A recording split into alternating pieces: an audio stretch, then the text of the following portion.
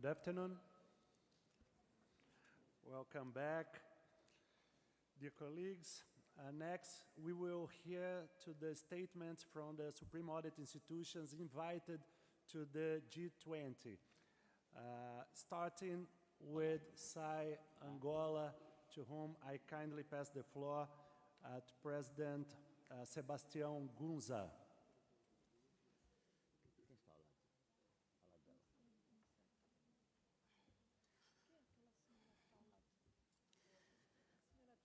Muito obrigado, distinto presidente Bruno Dantas, presidente do TCU e da SAI. Eu vou comunicar em português, afinal a língua se fala neste país e é por isso que nessa minha introdução defendo que português seja também ela língua de trabalho na SAI. Penso que português merece ser língua de trabalho na SAI por várias razões. A primeira das quais é que ela tem mais de 250 milhões de falantes. E ela está representada em cerca de 4 continentes. Português parece-me ser uma língua importante no contexto universal, no contexto do mundo, e não pode, acho eu, não pode ficar a par. Distintos chefes das delegações aqui presentes, sintam-se todos cumprimentados. Creio que agora, após o almoço, já se pode dizer a todos boa tarde. A SAI agora agradece imenso convite para a sua participação neste honroso evento, com importante relevância singular, assistida pelos temas de lei. A Aliança Global contra a Fome e a Pobreza, que inclua compromissos nacionais, financeiros e técnicos, aberta à participação. Nada, mano. Não tá, mas só não tá chegando pra eles. Cara, me dá um. Aqui. Me dá teu fone lá, aquele adaptador. Agora não levou. G20 que aqui representamos, espera-se que efetivamente se defina claramente o significado de uma transição energética Energy transition just innovative, and we can advance crucial issues regarding the implementation of mechanisms to work on the urgency of the climate change. And using paraphrases, the President Bruno Dantas, Angola has initiated a wide program in renewable energy as well as programs to fight against poverty and hunger. And environmental sustainability, Angola has to supervise all the programs and projects, governmental projects. Our President, João Manuel Gonçalves Lourenço, is the most committed figure with these programs and with these projects. Esteemed President and friend Bruno Dantas, your presidency has been sincerely remarkable, positive, and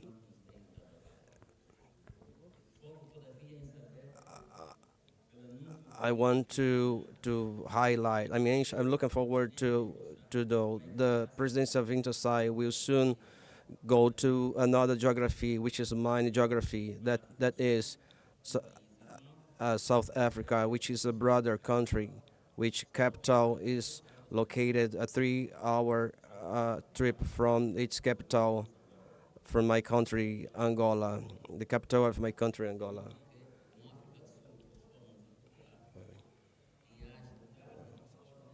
And help wherever necessary.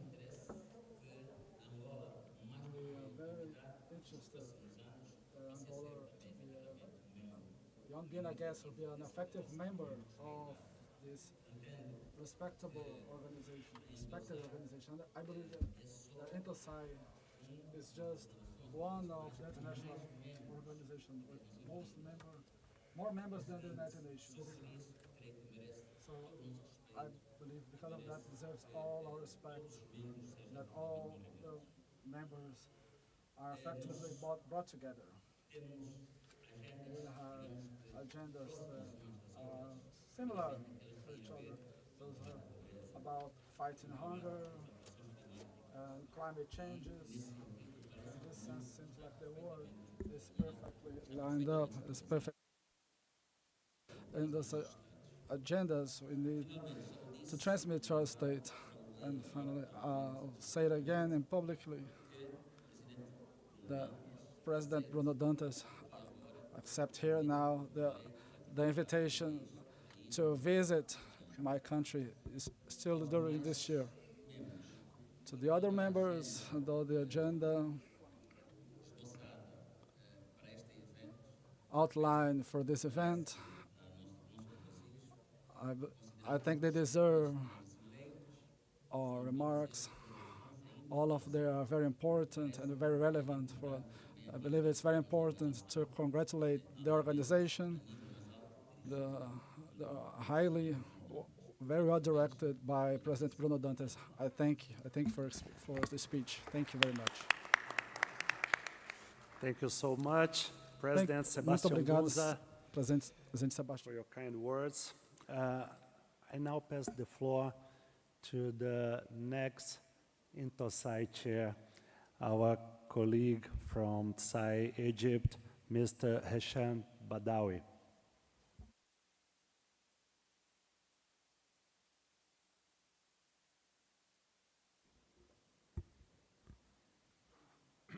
السيد رئيس الجهاز الأعلى للرقابة بالبرازيل برونو دانتاس رئيس القمة، السادة رؤساء الأجهزة العليا للرقابة لدى مجموعة ال20، السادة رؤساء الأجهزة العليا للرقابة المدعوون للقمة، السيدات والسادة الحضور، أهدي لكم أطيب التحية معربا عن بالغ اعتزازي بمشاركتكم أعمال هذه القمة في ظل التحديات العالمية المتزايدة والتوقيت بالغ الدقة لوضع دولي عالمي يشهد توترات متزايدة لها عواقبها بعيدة المدى على الاقتصاد العالمي، إضافة لما تتعرض له بلدان النامية من آثار سلبية لتغير المناخ المتعلقة بالتصحر وندرة المياه والموارد الطبيعية.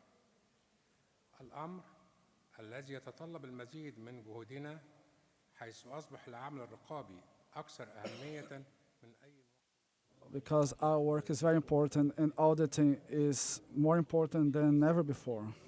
It gives me great pleasure to be present among you and to represent the Supreme Audit Institution of Egypt and the African Union Board of External Auditors at SAI20. This platform, that since its launch in Indonesia in 2022, it's convening India in 2023, now here in Brazil, has always sought to be a forum to discuss the increasing global challenges facing the G20 countries. These challenges must be discussed and we need cooperation to fulfill objectives and hunger and poverty. Those challenges to contribute to strengthen the relationships and the SDGs. And based on those objectives, in our agenda to 2050 in Egypt, and the African Agenda 2063, when we worked with many partners, and they came to Brazil with many challenges. Among the most prominent, addressing the climate crisis through innovative financing mechanisms, promoting renewable energy projects, creating the coordination and consistency in fighting hunger, poverty, and the negative effects of the crisis. We need to contribute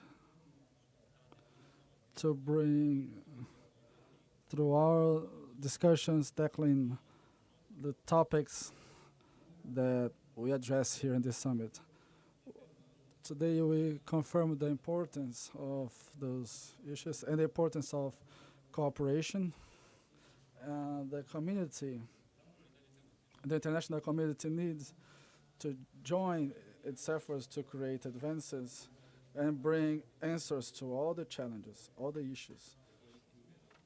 And we expect those preoccupations to be voted in the final communique that will be adopted tomorrow. Thus, this meeting is very important to the realization of this communique and the ideas that we want to exchange regarding this climate crisis will enable us to create mechanisms of cooperation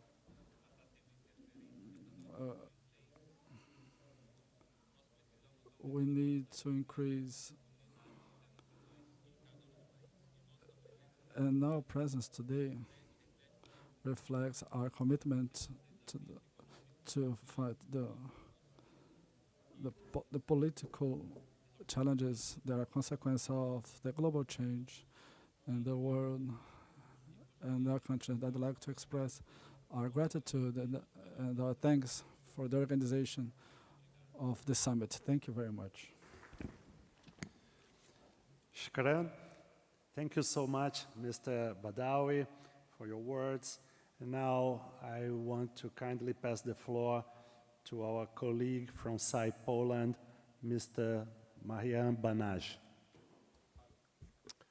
Distinguished dear guests, dear colleagues, ladies and gentlemen.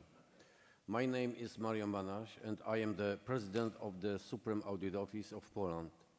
I am most grateful for being invited here for the summit of the SAIs20.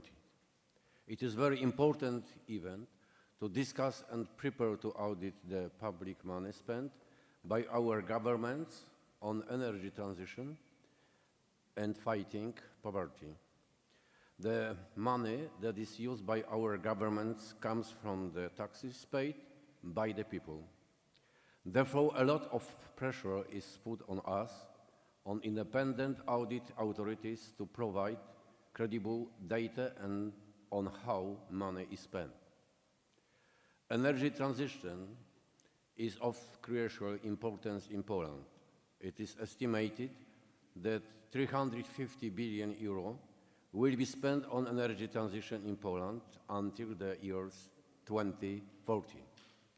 A lot of money, but a lot of important tasks, as because of the weather in Poland, we have to spend a lot of resources to heat our houses in winter and cool them in summer. As the chair of the EuroSAI working group on environmental auditing, we are making this topic vital. My office focuses on the audit of public policies towards fighting poverty. This issue is also very important and difficult to deal with. However, in the last year in Poland, we reached levels below 7% of people in poverty in Poland.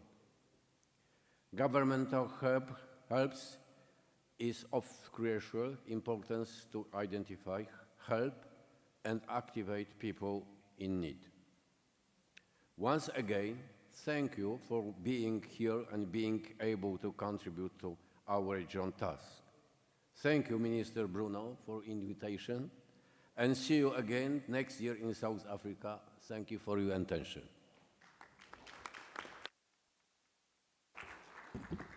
Thank you very much, Mr. Banaj. I want now to pass the floor to SAI Portugal, Mr. Fernando Oliveira Silva. The floor is yours. Thank you, Mr. President.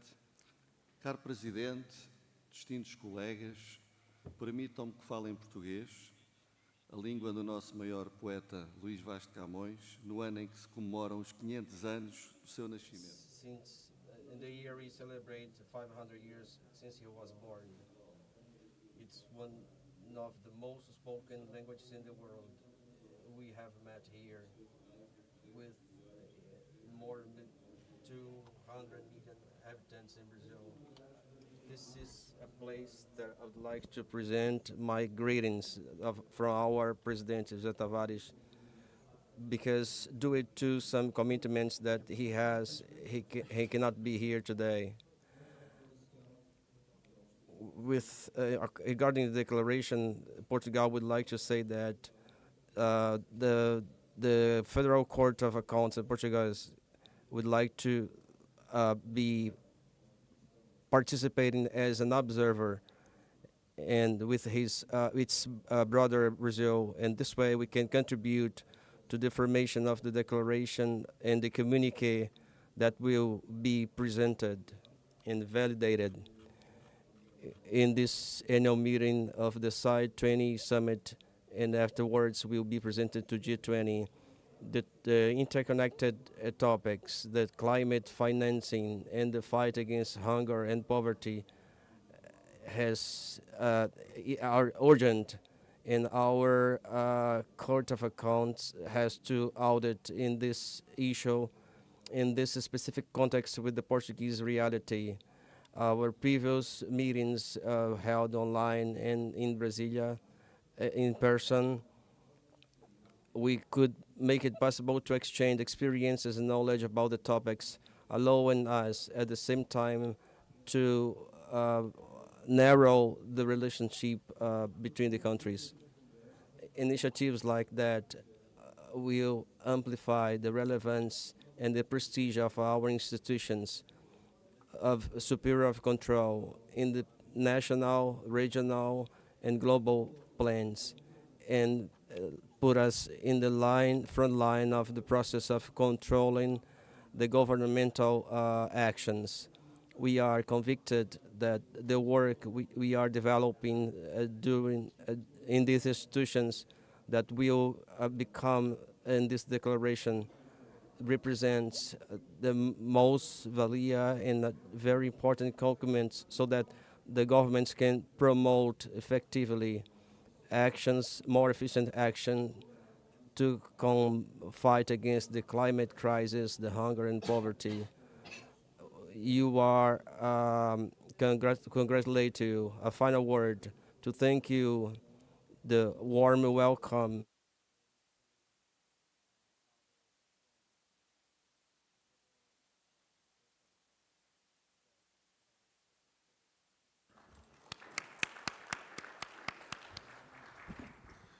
Muito obrigado. Thank you so much, Mr. Fernando Oliveira Silva.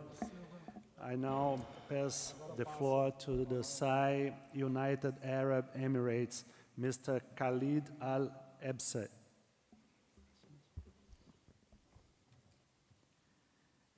Excellencies, distinguished delegates, ladies and gentlemen, on behalf of His Excellency Humaid Ubaid Abu Shabs, the President of UAE SAI, I would like to express our gratitude for the hospitality and organization of the SAI Summit here in Belém. We always receive a warm welcome by our friends and partners in Brazil, which is a testament to the strong and long-standing bilateral relationship that our two countries share. It is a great honor to address you today at the SAI20 Summit here in Belém. This gathering signifies our collective commitment to addressing some of the most urgent challenges of our time: climate finance, energy transitions, and the fight against hunger and poverty. For nearly 2 decades, the UAE has placed climate action at the center of its foreign policy and economic strategy, guided by the visionary leadership of our President, His Highness Sheikh Mohammed bin Zayed Al Nahyan. We believe that investment in decarbonization drives economic growth, job creation, and societal stability. Our recent hosting of COP28 was a landmark event showcasing our leadership in global climate action. The historic UAE climate agreement adopted at COP28 brought together 198 parties in united effort to accelerate climate action and strive to limit global temperature rise to 1.5 degrees Celsius. This agreement calls for comprehensive transition from fossil fuel and establishes a robust climate finance framework to support these global initiatives. In alignment with these global commitments, the UAE has set an ambitious target to reduce greenhouse gas emissions by 40% by 2030, moving towards our long-term goal of achieving net zero emissions by 2050. This progressive approach underscores our dedications to climate action and sustainable development. Our renewable energy projects such as Mohammed bin Rashid Al Maktoum Solar Park and Al Dhafra Solar Project highlight our commitment to clean energy. Furthermore, the UAE National Hydrogen Strategy positions us at the forefront of clean energy innovation, emphasizing hydrogen as a key component of our future energy mix. This strategy aims to make hydrogen a cornerstone of our energy sector, furthering our commitment to reducing greenhouse gas emission and promoting sustainable energy practices. Beyond our border, the UAE has been a significant supporter of global development through substantial foreign aid. From 20 to 22, the UAE provided over 9.31 billion US dollar in foreign aid, helping to build resilient communities and promote economic stability in some of the most challenged regions worldwide, or threatened regions worldwide. In our ongoing fight against hunger and poverty, the UAE launched 1 billion meal campaign in March 23. This ambitious initiatives aim to provide essential food aid to underserved communities globally. Our partnership with the United Nations World Food Programme continues to deliver critical relief to those affected by conflict and climate change. As we convene here, it is crucial to recognize the interconnected nature of climate change and poverty. These are not isolated challenges, but intertwined crises that demand a comprehensive and coordinated approach. Supreme Audit Institutions play a vital role in ensuring transparency, accountability, and efficiency in the policies designed to tackle these issues. The SAI20, under the Brazil's exemplary leadership, embodies the collaborative spirit necessary to drive global change. Our efforts here will significantly contribute to the G20 dialogues, reinforcing the need for effective, inclusive, and sustainable policies. Climate financing is essential for empowering nations to adopt green technologies and build resilience. The equitable distribution of resources and the transparent utilization of funds are paramount in our collective endeavor to mitigate the adverse effect of climate change. The UAE Accountability Authority remains committed to supporting the Sustainable Development Goals, ensuring that resources are used efficiently and reach those most in need. The draft communique we are set to adopt encapsulates our collective vision. It urges government to take comprehensive action, integrating social, environment, economic, and financial indicators. Our recommendations aim to foster policies that encourage investment, set measurable standards, and promote sustainable practices. Let us use this opportunity to reinforce our commitment to those global imperatives through our collective wisdom and collaborative efforts. We can drive meaningful progress and ensure that our voice resonates in the G20 and beyond. Together, we can build a future that is sustainable, just, and prosperous for all. In conclusion, we would like again to thank Brazil for hosting this event, the UAE, and we would like to emphasize that the UAE unwavering dedication to these causes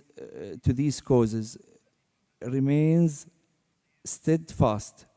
We are ready to collaborate, innovate, and lead in the pursuit of a better world for future generations. Let us make the most of this summit and set a powerful precedent for the years to come. Thanks a lot. Thank you.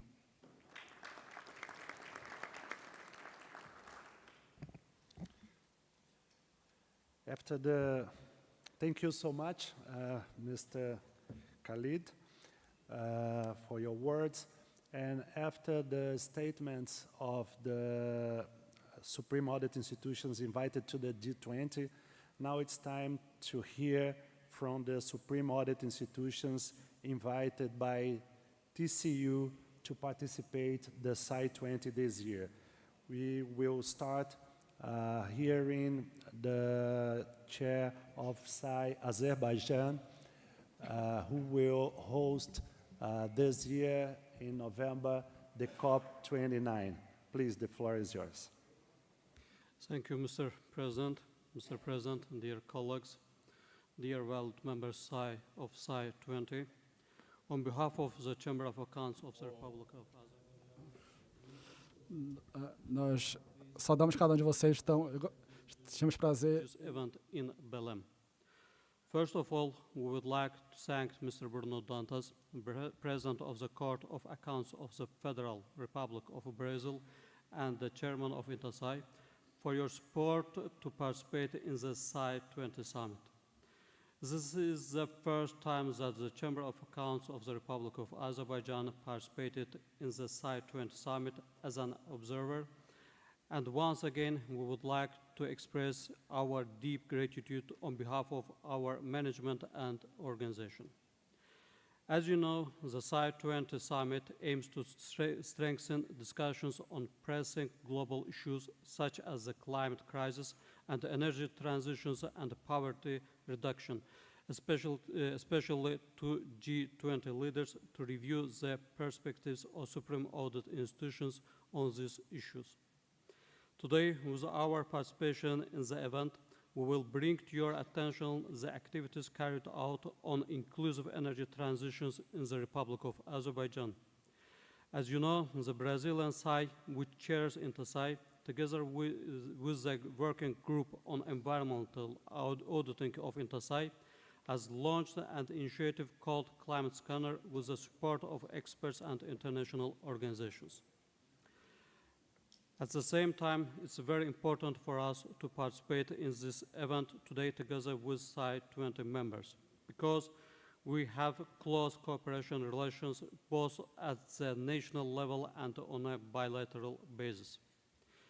Using the opportunity, we express our deep gratitude to the leadership of the Supreme Audit Institutions of Saudi Arabia, South Korea, the United Arab Emirates, the People's Republic of China, and Poland, with whom we cooperate on a bilateral level and based on signed memorandums on cooperation at the bilateral level. We hope that the participation of Supreme Audit Institutions in this event will contribute valuable perspectives and help to facilitate the discussions at the G20 level and build a bridge between SAI. At the same time, we would like to state that in the future, the formation of a more comprehensive exchanging experience program on climate action assessment by SAI and its relevant working group can serve to increase the capacity of personnel.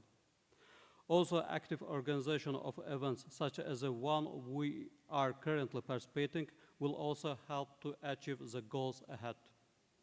Once again, thanks to Mr. Bruno Dantas, President of the Court of Accounts of Federative Republic of Brazil and Chairman of the SAI organization, and all his staff, and we hope that the disclosure of the results of the climate scanner assessment at the 29th Conference of the Parties to the Convention Framework, COP29, will contribute to the strengthening of actions related to climate actions, as well as the activities of Supreme Audit Institutions. Thank you for your attention. Thank you, Mr. Bruno Dantas. Thank you so much, Mr. Nazir Sadgov. I now invite to take the floor the Chair of SAI Ecuador, Controller General Mauricio Torres. Distinguido presidente, honorables delegados, estimados colegas. Es un honor para mí dirigirme a ustedes en esta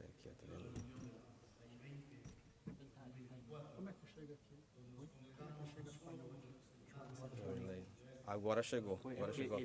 Not only as a representative, but also as guarantee for the nations in the future. Today, in our statement of SAI20 2024, we have an agenda to the collaborative debate that reflects our commitment with a sustainable future and equal.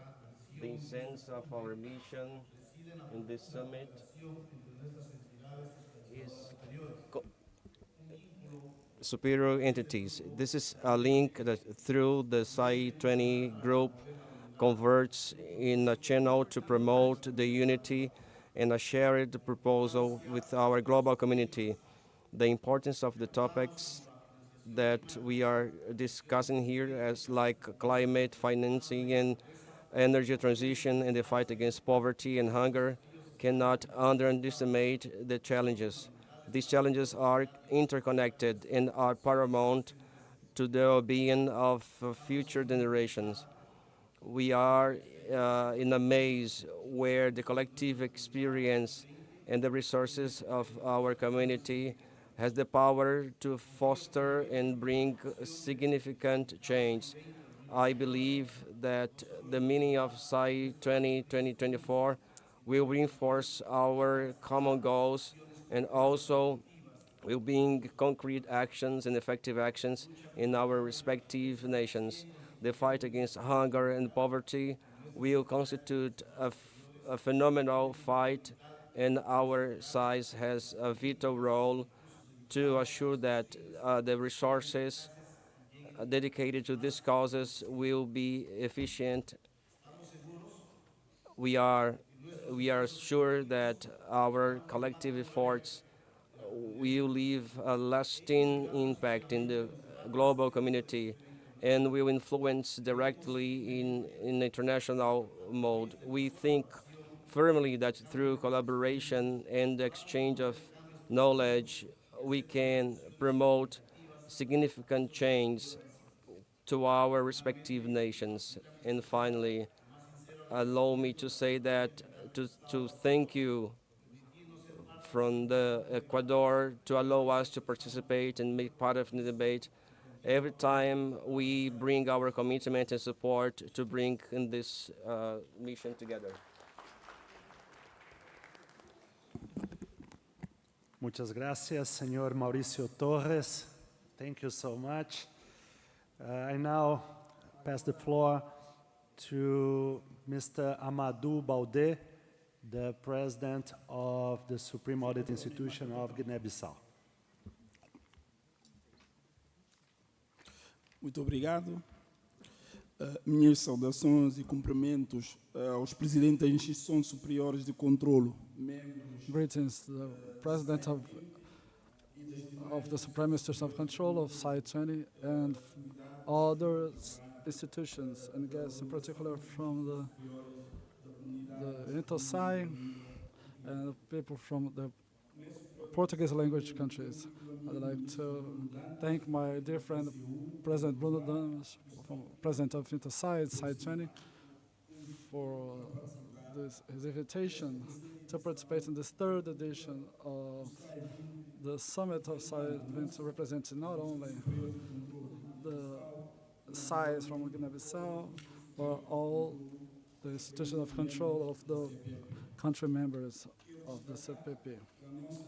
I'd like to highlight that your honorable presence here in this important event is more in the way of reinforcing the commitment of the Court of Accounts of Guinea-Bissau and our organization, and to reinforce and to amplify the voice of the Federal Accounting Court in a global scenario that's ever more global, namely in particular to face the challenges of climate changes and eradication of hunger and poverty and energy transition, the increasing of extreme weather events such as recently the impacts in Rio Grande do Sul, for example, they need the attention action, the proactive action of the superior institution of control from all over the world. From Guinea-Bissau and from the institutions of the countries of the Portuguese language. In this sense, in the level of our organization, we launched and presented in the past January the results of an audit coordinated, the areas protected, carried out in a way that integral and transversal with the participation of 6 Court of Accounts of the countries that speak Portuguese, and with the coordination of the Court of Accounts of the Brazil, this to demonstrate our effort, our commitment regarding the fighting the climate changes. When the statistical data, the Organization of the United Nations, FAO, showed that over 735 million people are going hungry in the world. We, the control institution, cannot be indifferent. We need to have actions, new actions, coordinated or national oriented to fight those challenges that affect us all. That's why I believe that from the exchange of serious ideas and fruitful ideas about global issues relevant or urgent regarding fighting hunger, poverty, climate financing and energy transition that's fair and inclusive, that they adopt the joint declaration with recommendation to the G20 leaders to boost the development of public policies for the improvement of the quality of life all over the world, leaving no one behind. And the Court of Accounts of Guinea-Bissau, our organization, which is the organizations of control of the communities of the Portuguese-speaking countries, will participate in this effort. It's collective. It's internally together with national actions, or in a way, a coordinated way through actions, through coordinated actions. That's why we ask the member countries of this summit to adopt the recommendations that will come out of this great encounter. It's a great meeting. Thank you very much. Muito obrigado, Amadou. Thank you, Thank Amadou. you very much, Mr. Amadou Baldé. Muito obrigado, Amadou Now, Baldé. I Agora, pass the floor eu passo a palavra to SAI Maldives, Mr. Hussein Niazi. Please, the floor is yours. Bismillah ar-Rahman ar-Rahim. Assalamu alaikum and a very good afternoon. Distinguished colleagues, on behalf of the Inter-SAI Working Group on Environmental Audit, we appreciate the SAI20 for inviting us and be represented in this significant forum.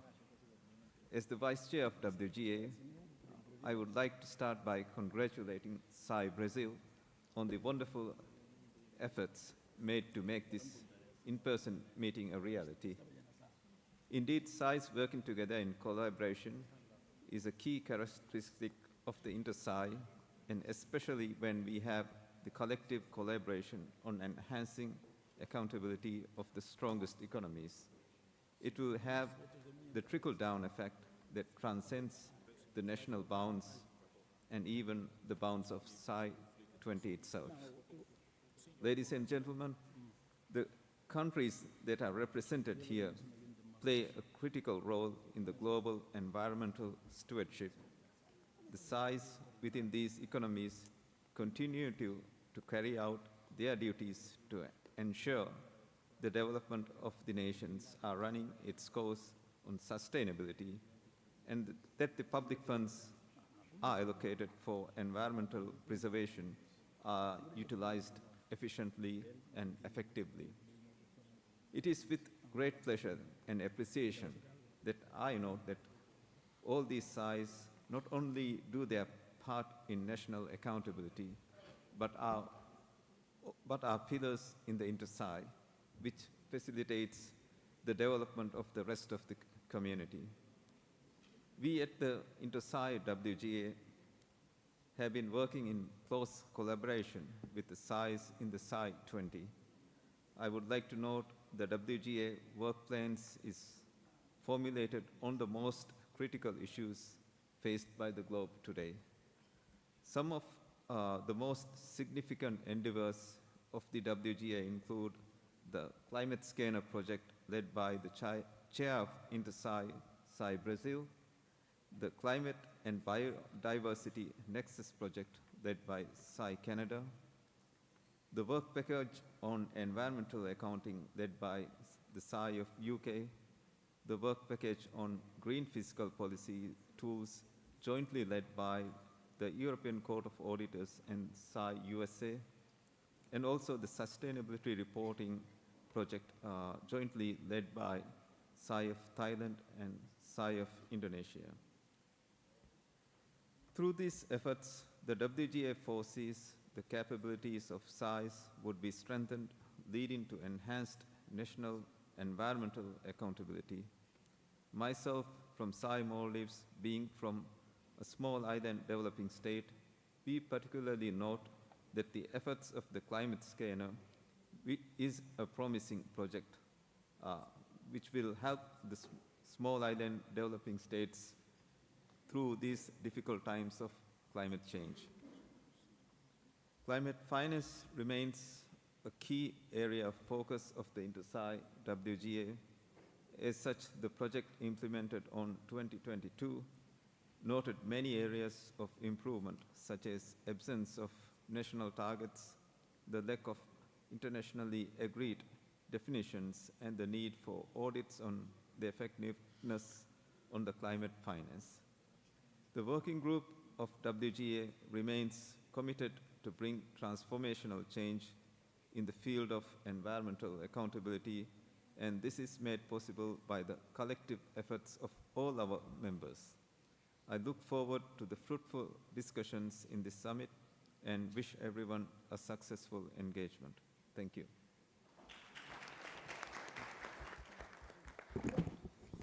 Thank you very much, Mr. Hussein Yazi. And I now pass the floor to SAI São Tomé and Príncipe, Mr. Ricardino Costa Alegre. The floor is yours. Obrigado, Ministro Dantas, distintos colegas. SAI de São Tomé e Príncipe saúda e agradece o TCU pelo acolhimento desta. The Federal Court of Accounts for this invitation for this important event, and the other representatives of the other SAIs. This event,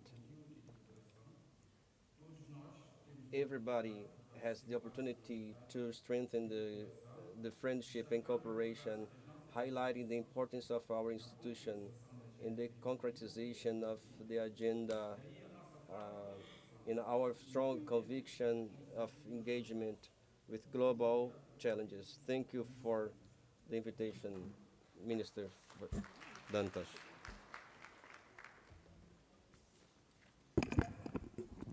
Muito obrigado. Thank you. Presidente Ricardino Costa Presidente Alegre, thank you so Ricardino much, Costa Alegre, President Ricardino Muito Costa obrigado, Alegre. Ricardino Dear Costa Alegre, colleagues, colegas.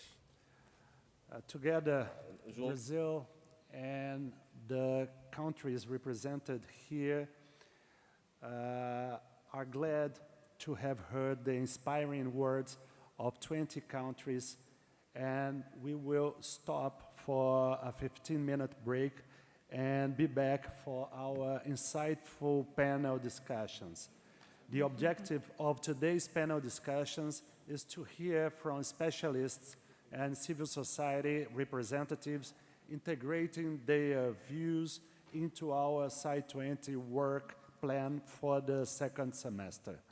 We hope you find the discussions enriching and engaging. So now we give a break for a coffee.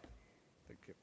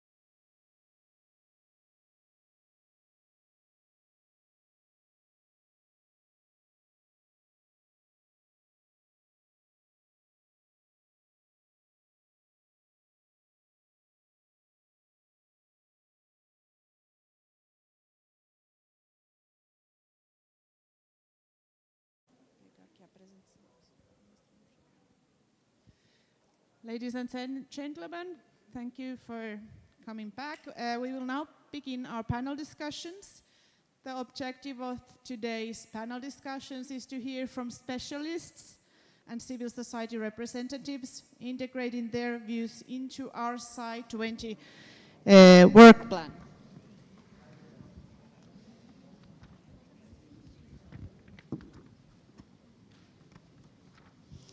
To moderate this session,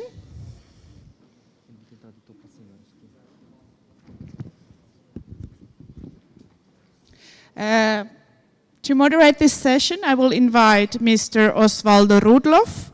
Osvaldo is from Chile, and he has developed his career working with Supreme Audit Institutions. Since 2021, he has worked as a consultant supporting the implementation of various projects related to public control systems in Latin America.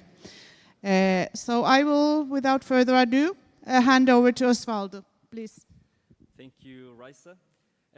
Welcome to today's panel discussion sessions. We would like to express our gratitude to all the authorities, speakers, and panelists here who generously shared their experience and insights during these technical panels. Their contribution, we are sure, will be incredibly valuable and will enhance this event. We are honored to have you all joining us for this important event, where we will explore two pivotal themes in our global pursuit of sustainability and equity.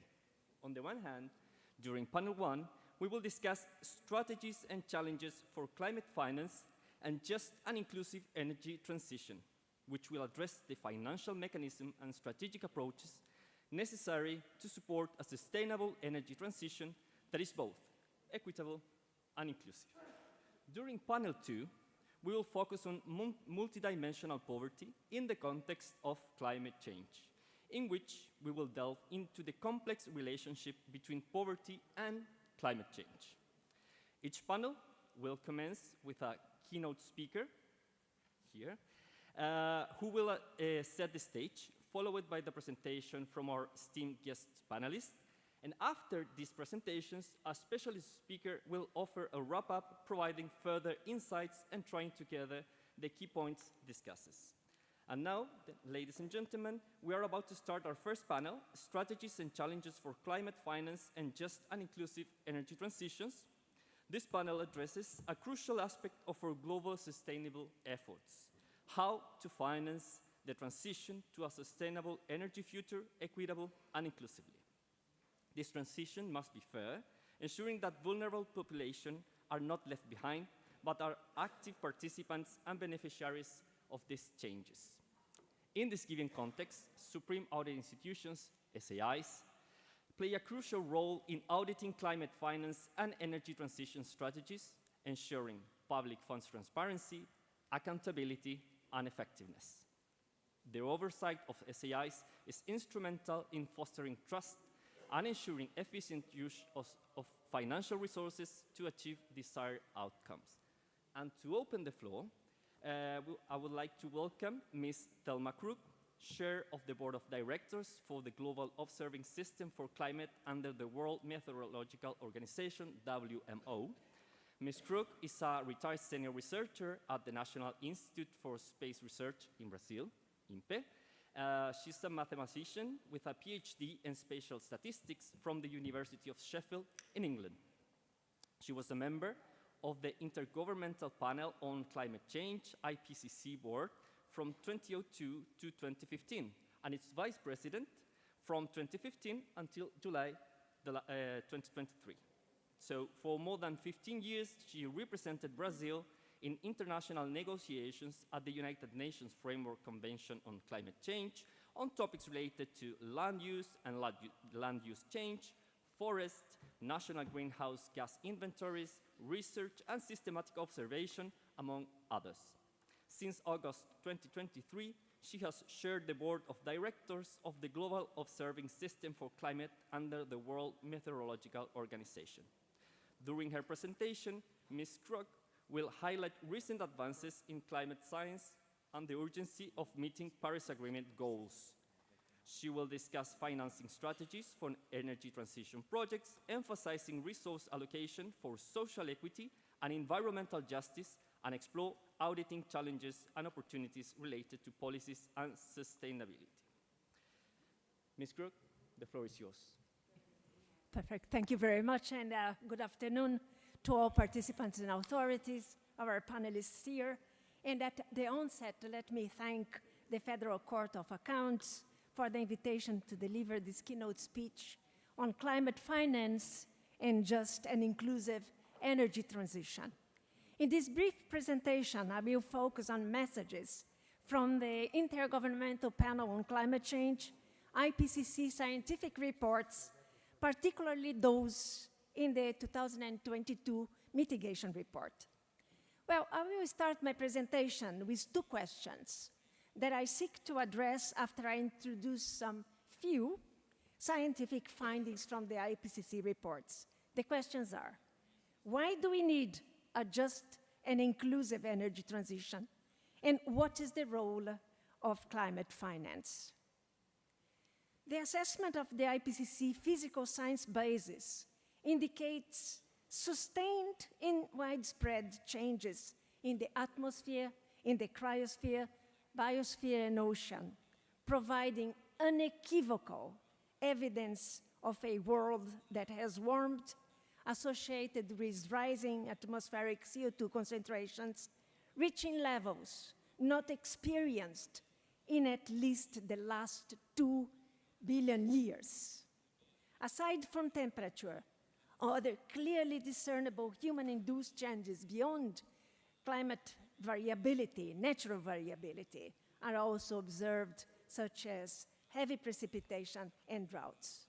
In 2019, the increase in the global mean temperature above pre-industrial levels reached around 1.1 degrees Celsius, associated mainly with anthropogenic sources of greenhouse gases. Although science has been warning for a long time about the impacts and risks to human and natural systems from a warming climate, actions to prevent global warming have been largely insufficient. In view of more updated scientific results from the IPCC in 2014, the Climate Change Convention decided on a more ambitious and inclusive climate agreement. The Paris Agreement, with near universal participation, set a long-term temperature goal of holding the increase in the global average temperature to well below 2 degrees Celsius above pre-industrial levels, and pursuing efforts to limit the temperature increase to 1.5 above these levels. The agreement is grounded on encouraging progressive, ambitious climate action from all countries on the basis of their nationally determined contributions, NDCs, which sets the level of ambition of climate change mitigation towards the agreed Paris goals. Following the Paris decision, the Climate Change Convention invited the IPCC to provide a special report in 2018 on the impacts of global warming of 1.5 degrees Celsius above pre-industrial levels and related global greenhouse gas emission pathways. As part of this special report, the IPCC assessed global emission pathways to meet Paris temperature goals based on existing literature. One of the important findings from this assessment was that to limit global warming to 1.5 at the end of this century, the global CO2 emissions would have to reach net zero around 2050. I said globally.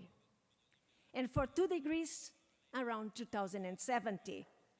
But the impacts of these 0.5 degrees Celsius on human and natural systems would be much higher, and some even irreversible. In parallel to the reduction of CO2 emissions, ambitious reductions in the emissions of other greenhouse gases, such as methane and nitrous oxide, would also be needed globally.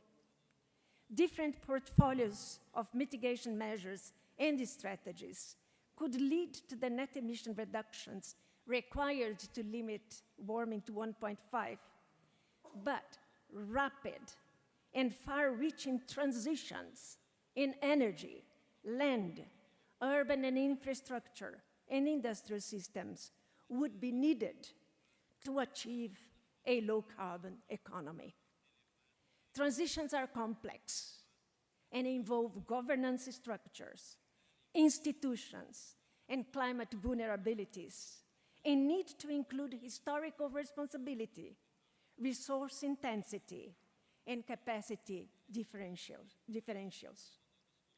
Transition processes will have to respond to several preconditions and structural inequalities related to climate finance, energy poverty, vulnerabilities, and the broader macroeconomic implications.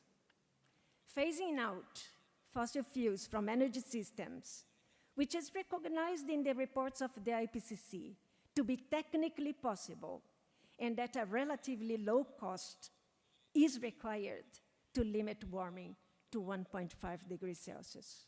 However, it's still largely constrained by existing fossil fuel-based infrastructure and the existence of stranded investments.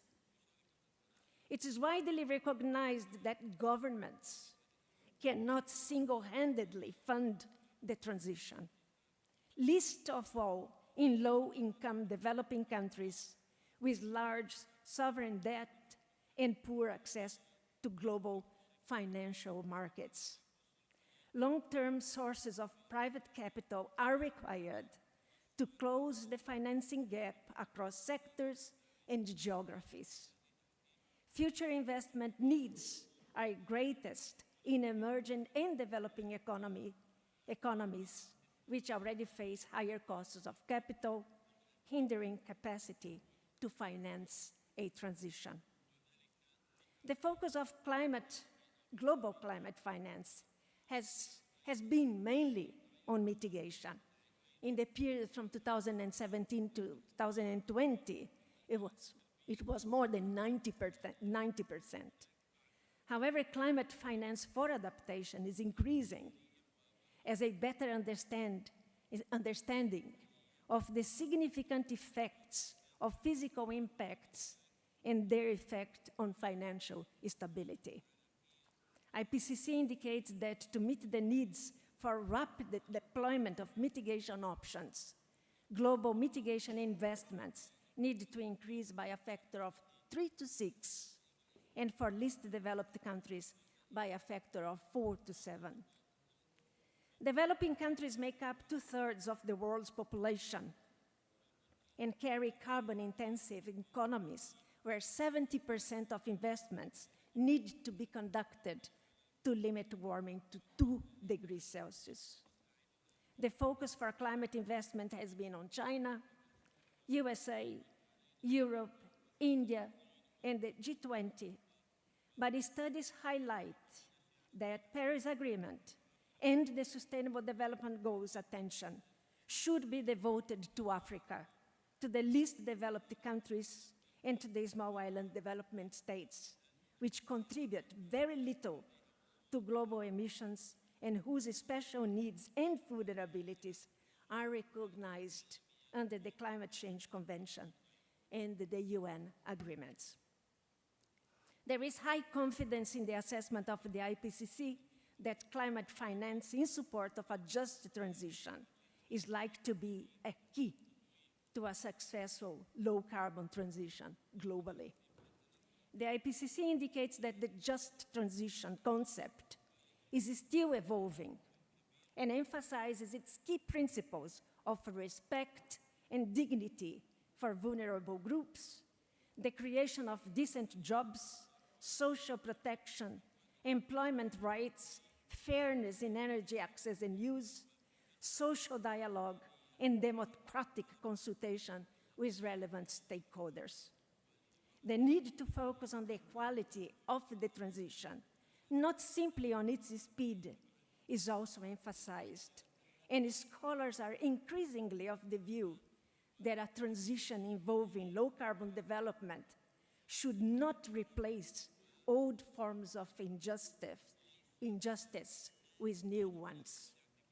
Equality and justice are central dimensions of transitions in the context of sustainable development. Viewing climate change through the lens of justice requires a focus on the protection of vulnerable populations from the impacts of climate change, addressing the unequal distribution of the costs and consequences of the transitions themselves, including for those whose livelihoods are rooted in fossil fuel-based sectors and developing more creative and participatory processes for envisioning an equitable, decarbonized world. Neglecting issues of justice will have implications in the pace, scale, and quality of the transition. The Paris Agreement finance goal aims to make finance flows consistent with a pathway towards low greenhouse gas emissions and climate-resilient development.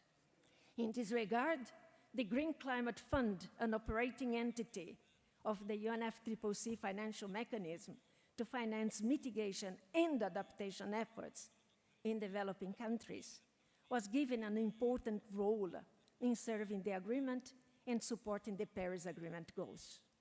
The Green Climate Fund can offer and combine a full range of financing instruments, including loans, equity, guarantees, and grants to design solutions that address specific investment barriers. In 2022, the board approved nearly $1.43 billion in funding for new climate projects. And by 2023, the portfolio was expected to reach $13.5 billion. The Green Climate Fund mobilizes the private sector engagement and finances through its private sector facility. However, the Green Climate Fund still receives criticisms for the way it operates and in the delay to disburse the much-needed money for communities dealing with the impacts of climate change. So now coming back to my initial questions, why need a just and inclusive energy transition? And what's the role of climate finance? Well, I hope that the elements I have provided so far make it clear the need to have a rapid transition to a renewable energy system if the goal is to limit warming to levels that minimize or avoid the impacts and future risks of climate change. This rapid transition needs to be just and inclusive, as we say, where no one is left behind and voices are heard, if the aim is to ensure social acceptance of the profound changes the energy transition entails and to meet just and equity demands. The rapid transition to a low-carbon economy, including through the energy transition, is challenging to governments, as they need to ensure that decent jobs are available when the fossil fuel-based industries are phased out. Not only ensuring decent jobs and protecting workers, but also ensuring a social dialogue with engagement of workers and local communities and ensuring respect for human and labor rights across value chains. To achieve a just transition, adequate finance, including through increased international cooperation, is essential. Funding is not only needed to cover investments in energy transition-related technologies and policies, but also in training and education, support for the development of local industries, and ensuring the adequate infrastructure required to promote a just transition. Proactive planning is required so that finance is allocated to deliver the results most beneficial to society. While with the right measures in place, the energy transition presents an unprecedented opportunity to render our energy systems more sustainable, equitable, and inclusive. just coming to perspectives and challenges for SAI performance. The chapeau of the Paris Agreement acknowledges the imperatives of a just transition of the workforce and the creation of decent work and quality jobs in accordance with nationally defined development priorities. And it also affirms the importance of education, training, public awareness, public participation, public access to information, in cooperation at all levels on the matters addressed by that agreement. And in this regard, in my view, it indirectly recognizes the important role of Supreme Audit Institutions in assessing and disseminating information on policies and in the performance of public organizations, empowering them to call on public engagement to help increase the efficiency of governance, enhance transparency, and securing accountability of the public sector, ensuring an inclusive and democratic governance process. Countries have their own legislations and national capabilities that may impair their ability to adhere to international standards. Not all countries have experienced and qualified financial audit supervisors and technical experts. And it's sometimes unavoidable that SAI staff seek opportunities in more developed countries, thus requiring continuous training to ensure SAI's supervisory role. Presently, the most pressing need for SAI, in my view, is on tracking the progress in the implementation of the country's nationally determined contributions, which are updated every 5 years. Difficulties arise when countries do not provide clear and transparent indicators for the mitigation activities included in their NDCs. When there is no clear indication of the costs associated with the implementation of the mitigation and adaptation activities, and in many cases, to increase the resilience to climate change. Or when the country identifies barriers for the implementation of its NDC, including finance, capacity building, and technology transfer barriers, but is not able to identify the specific needs to overcome these needs or these barriers. Or when the country places conditions, partially or totally, to the implementation of its NDC to international cooperation, but does not provide transparent information on how the financial means allocated by bilateral partners, for instance, will be applied. This constitutes a great challenge for SAIs, but also a great opportunity to engage with the civil society and develop strong relationships with the legislative committees.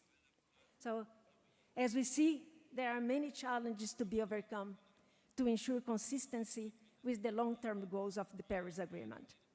At this stage, it would be instrumental to ensure an independent evaluation of the global efforts to tackle climate change, including issues of governance, public policies, and financing, and in producing reliable, independent, and transparent indicators for the evaluation of the national climate-related policies.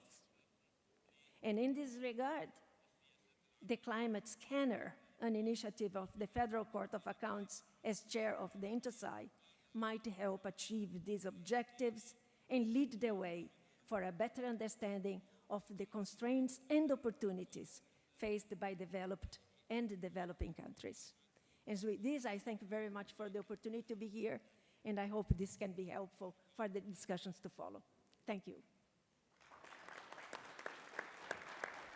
Thank you, Dr. Kruk, for your interesting insights. And to continue on this panel one, I would like to introduce His Excellency, Councillor Hesham Badawi. He's the chairman of the Egyptian Supreme Audit Institution and Intosai first president. After graduating from the Faculty of Law at Cairo University in 1980, Councillor Badawi began working in the judiciary as a public prosecution assistant. He was a judge at the Cairo Court of Appeals from 2012 to 2015 and held the position of Assistant Minister of Justice to Combat Corruption and was appointed Vice President of the Supreme Audit Authority in December 2015. He was appointed First Attorney General for Supreme State Security Prosecutions from the year 2000 until 2012. And Councillor Badawi also assumed the position of head of the Supreme Audit in the Arab Republic of Egypt in 2016 for 4 years. And in 2020, the appointment was renewed for 4 more years. Your Excellency, the floor is yours.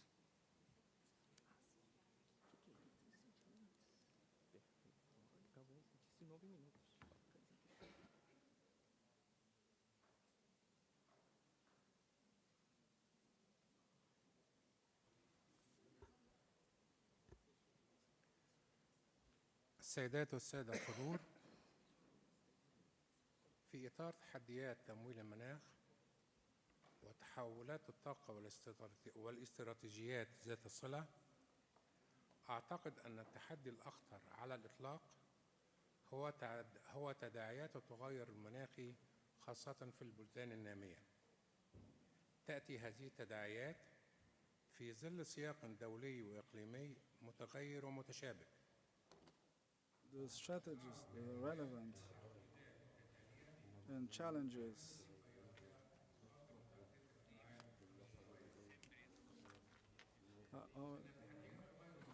have repercussion of the climate changes, especially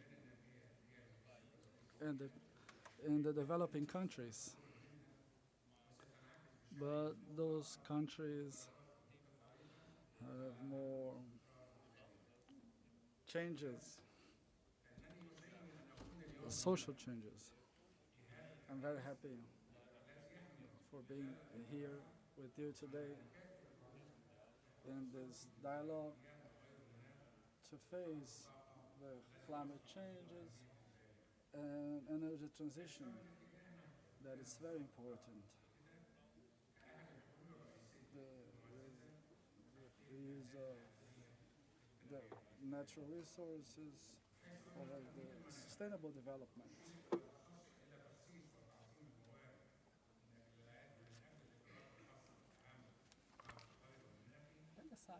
Considering that the climate finance refers to maximization of the resources to the measurement that targets specifically to do of the climate change during the 15th conference in the United States held in 2009 in the developing countries to mobilize 100 million, and this way the institutions have a role to inspect the public money directed to the strategies and the policies to fight against the climate change. Besides, the controlling institutions help to decrease the impact of the climate change and the climate alterations. And through the supervision, inspection, the public organizations and private organizations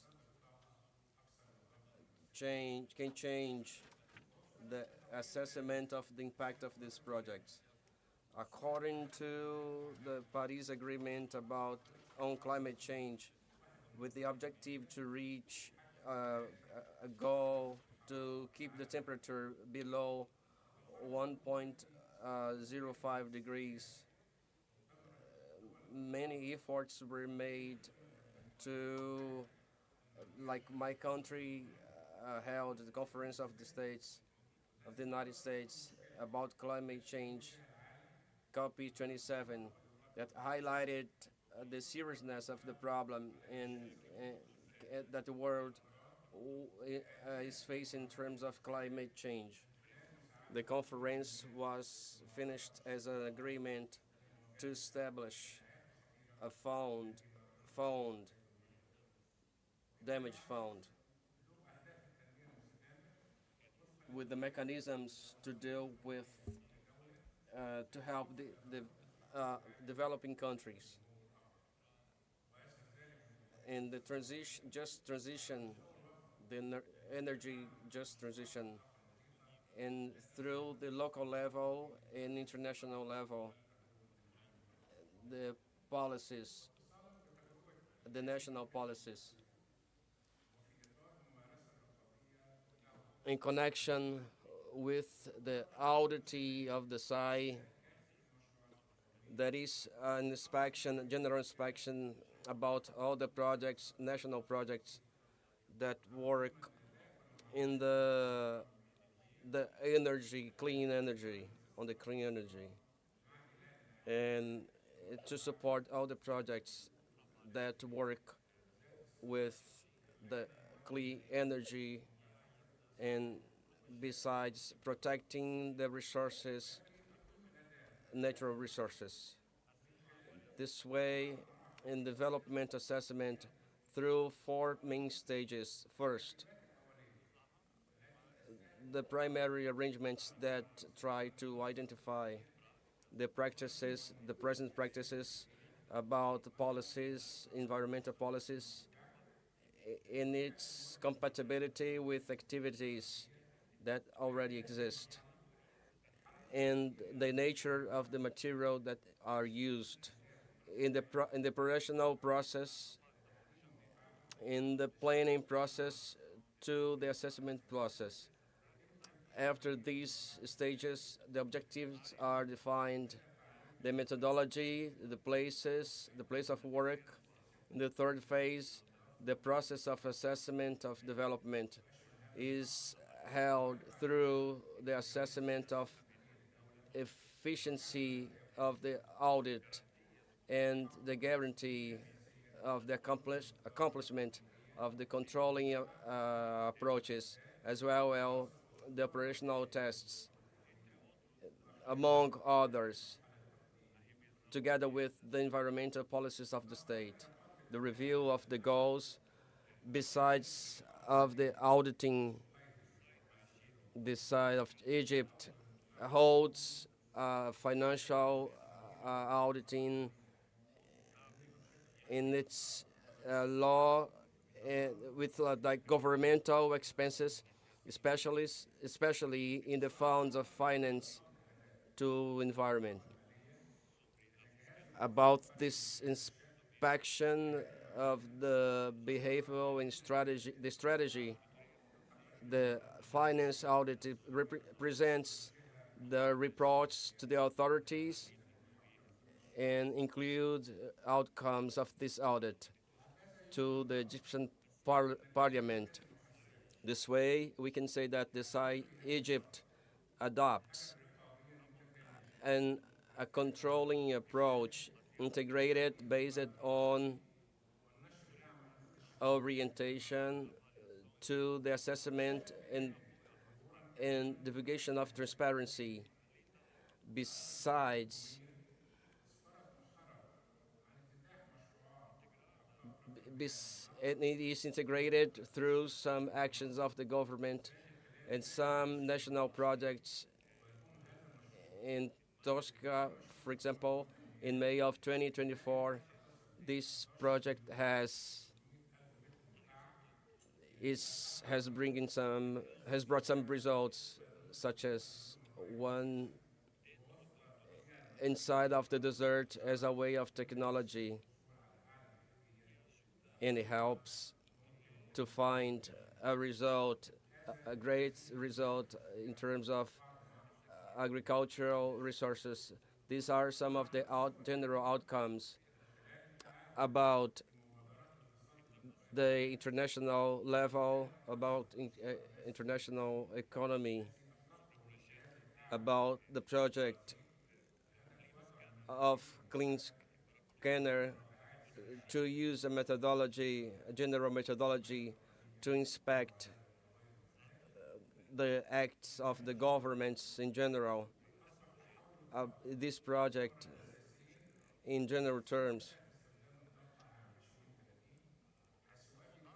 the change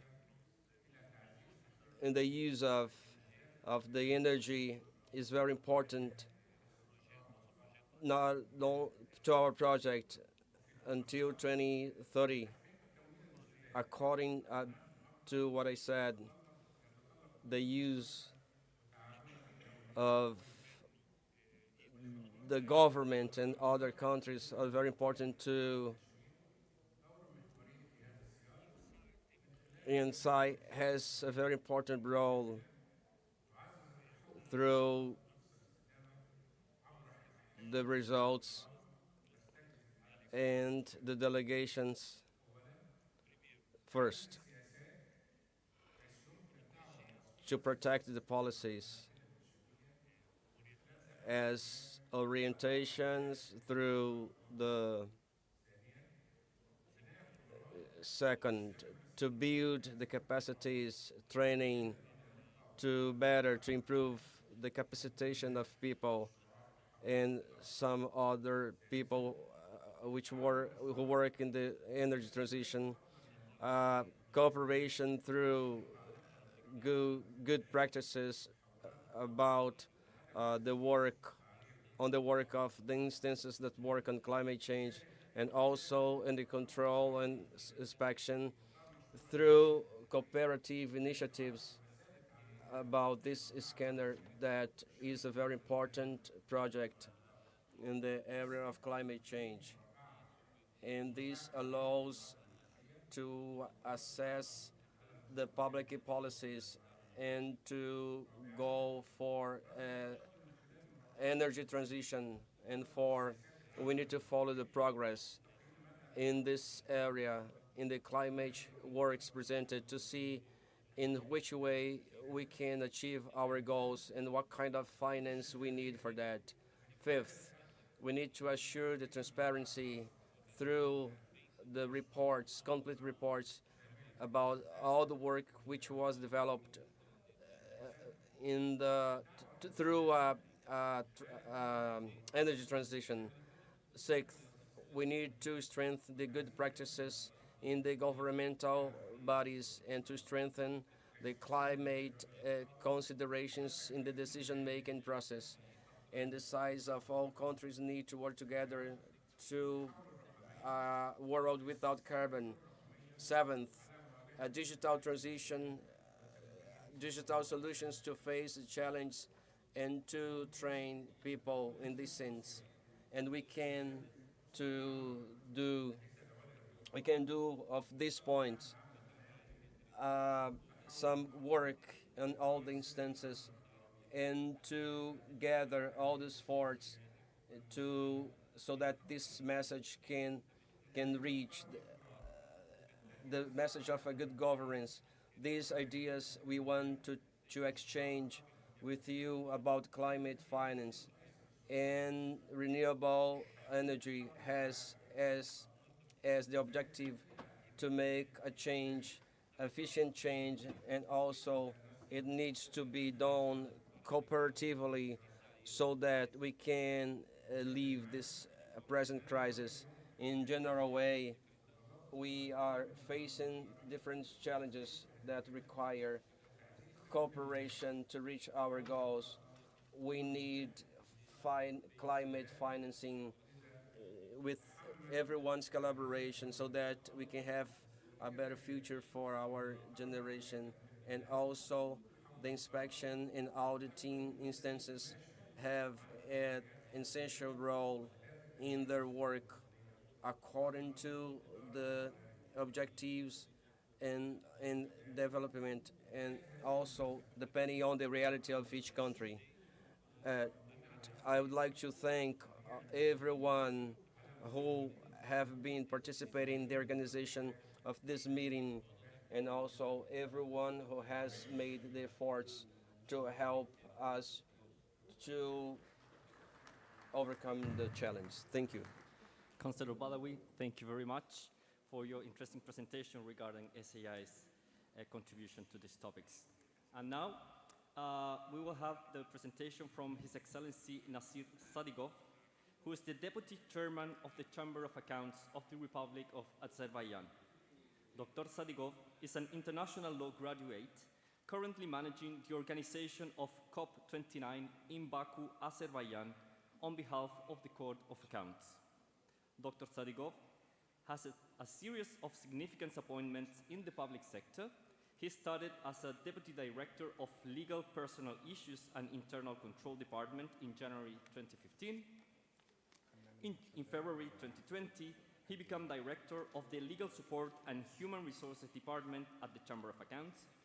He was promoted to the head of the Chamber of Accounts apparatus the same year, and in 2021, he was appointed Deputy Chairman of the Chamber of Accounts of the Republic of Azerbaijan. Dr. Sadigov will present the Chamber of Accounts of Azerbaijan's experience overseeing public policies related to climate finance and energy transitions. And he also will share some information about organizing COP29 in Baku, Azerbaijan in November this year. Dr. Sadigov, please. Thank you very much. Dear colleagues, I would like to start my speech by drawing your attention to the activities carried out on inclusive energy transitions in the Republic of Azerbaijan. However, adhering to the obligations arising from the international documents to which our country is a party, it's expanding its activities on reducing the effects of climate change and switching to green energy. Azerbaijan has set a policy goal of ensuring an energy transition by focusing on a broader diversification agenda and prioritizing renewable energy sources such as wind and solar. Despite being rich in energy resources and recognized as an exporter of energy resources in the world, one of the main goals of the energy security policy implemented in the Republic of Azerbaijan is to strengthen the use of renewable energy sources in our country. A modern legal framework has been formed in this direction. The issues of climate change and the fight against it, as well as the application of renewable energy based on the green energy space principles in all areas of the economy in our country, are reflected in our strategic documents. National priorities are also of particular importance in the direction of the implementation of the obligation arising from the United Nations Transformation of Our World Agenda for Sustainable Development until 2030. As a contribution to initiatives to mitigate the effects of global climate change, Azerbaijan has set a goal of maintaining a 35% reduction in greenhouse gas emissions by 2030 compared to the base year 1990. As the COP26 conference held in Glasgow in November 2021, our country accepted a new commitment to reduce emissions by 40% by 2050 and to create a net zero emission zone in the territories liberated from occupation as a voluntary commitment. In order to achieve these goals, the Ministry of Energy has set the main goal of increasing the share of renewable energy investment in the total energy balance of the country to 30% by 2030. You can see in these slides technical and economical potential and the installed capacity of Azerbaijan. Since 2020, cooperation on renewable energy projects with Mastar, ACWA Power, BP Fortescue Future Industries, China Gejuba Group Overseas Investment, Total Energy, Noble Energy, Aztec Engineering and Baltic has been started. On October 26, 2023, the largest solar power plant in the Caspian Sea and the Commonwealth of Independent Countries region, the 230 megawatt Gardak solar power plant was commissioned in cooperation with the United Arab Emirates Master Company. The station is the first industrial-scale solar power station realized by attracting foreign investment in our country. 110 million cubic meters of natural gas will be saved by producing 500 million kilowatt-hour electricity annually at the station. At the same time, carbon emissions will be reduced by 200,000 tons. 570,000 solar panels have been installed in the power plant, covering an area of 550 hectares.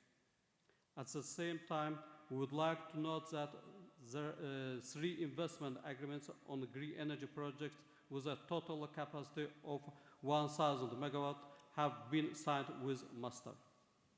Also, the construction project of a 240 megawatt wind power plant is ongoing cooperation with the Saudi Arabian ACWA Power Company. In addition, Azerbaijan offshore wind roadmap was developed and a memorandum of understanding was signed with the International Finance Corporation, a member of the World Bank Group, and the implementation agreement on evaluation, development and the implementation of 1 gigawatt utility scale onshore solar and wind energy projects in the Republic of Azerbaijan, and implementation agreement on evaluation, development and implementation of offshore 2 gigawatt integrated wind and green hydrogen were signed between the Ministry of Energy and United Arab Emirates company Mastar. On December 15, 2022, a framework agreement was signed with Australia's Fortescue Future Industries on joint cooperation on the study and development of renewable energy projects and potential of green hydrogen in Azerbaijan. On December 17, 2022, the agreement on strategic partnership in the field of development and transmission of green energy between the governments of the Republic of Azerbaijan, Georgia, Romania, and Hungary was signed in Bucharest. According to the agreement, green energy produced in the Caspian Sea will be exported to Europe. On May 2, 2024, the Memorandum of Cooperation on the Merging of Energy Systems was signed in Uzbekistan between the heads of relevant ministers of Azerbaijan, Uzbekistan, and Kazakhstan. In accordance with the implementation of the decree of the President of the Republic of Azerbaijan on measures related to the creation of a green energy zone in the liberated territories of the Republic of Azerbaijan from occupation, and the action plan for the establishment of a green energy zone in the liberated territories of the Republic of Azerbaijan in 2022-2026 was approved. Currently, the action plan is being implemented. These above listed are part of the activities carried out by the Republic of Azerbaijan on green energy, and the activity itself is extensive. In the 2022-2026 Socio-Economic Development Strategy of the Republic of Azerbaijan, approved by the President of the Republic of Azerbaijan, it's reflected that the share of renewable energy sources in the installed capacity of electricity production will be increased to 25% by 2026 and to 30% by 2030. Pollution of environment by vehicles that have become unusable and the end of service life is currently a serious problem all over the world. The implementation of vehicles disposal programs at the public level is important in terms of environmental protection. As part of state budget of the Republic of Azerbaijan, the Vehicle Disposal Fund has been established, and other necessary measures are being taken in this regard. At the same time, hybrid and electric cars imported into the country are exempted from customs taxes and duties. Dear colleagues, in the fight against climate change, which has become the main threat to humanity, the importance of Supreme Audit Institutions have an exceptional role in evaluating the measures implemented globally at the level of states and international organizations and the efficient, economical, and effective implementation of the required financial resources. Taking into account the use of significant international finance, including the use of public resources for the implementation of activities related to the minimization of the socio-economic effects and the negative consequences of climate cataclysms, SAIs that perform the function of controlling the management of public finances, contribute to this issue through their audits.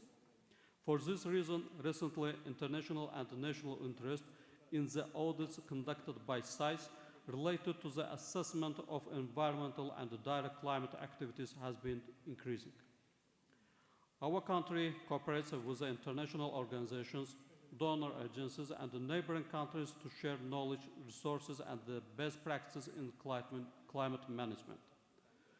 An environmental audit in Azerbaijan involves a systematic assessment of the country's environmental activities, policies, and practices to assess compliance with environmental protection regulations, identify areas for improvement, and promote sustainable development.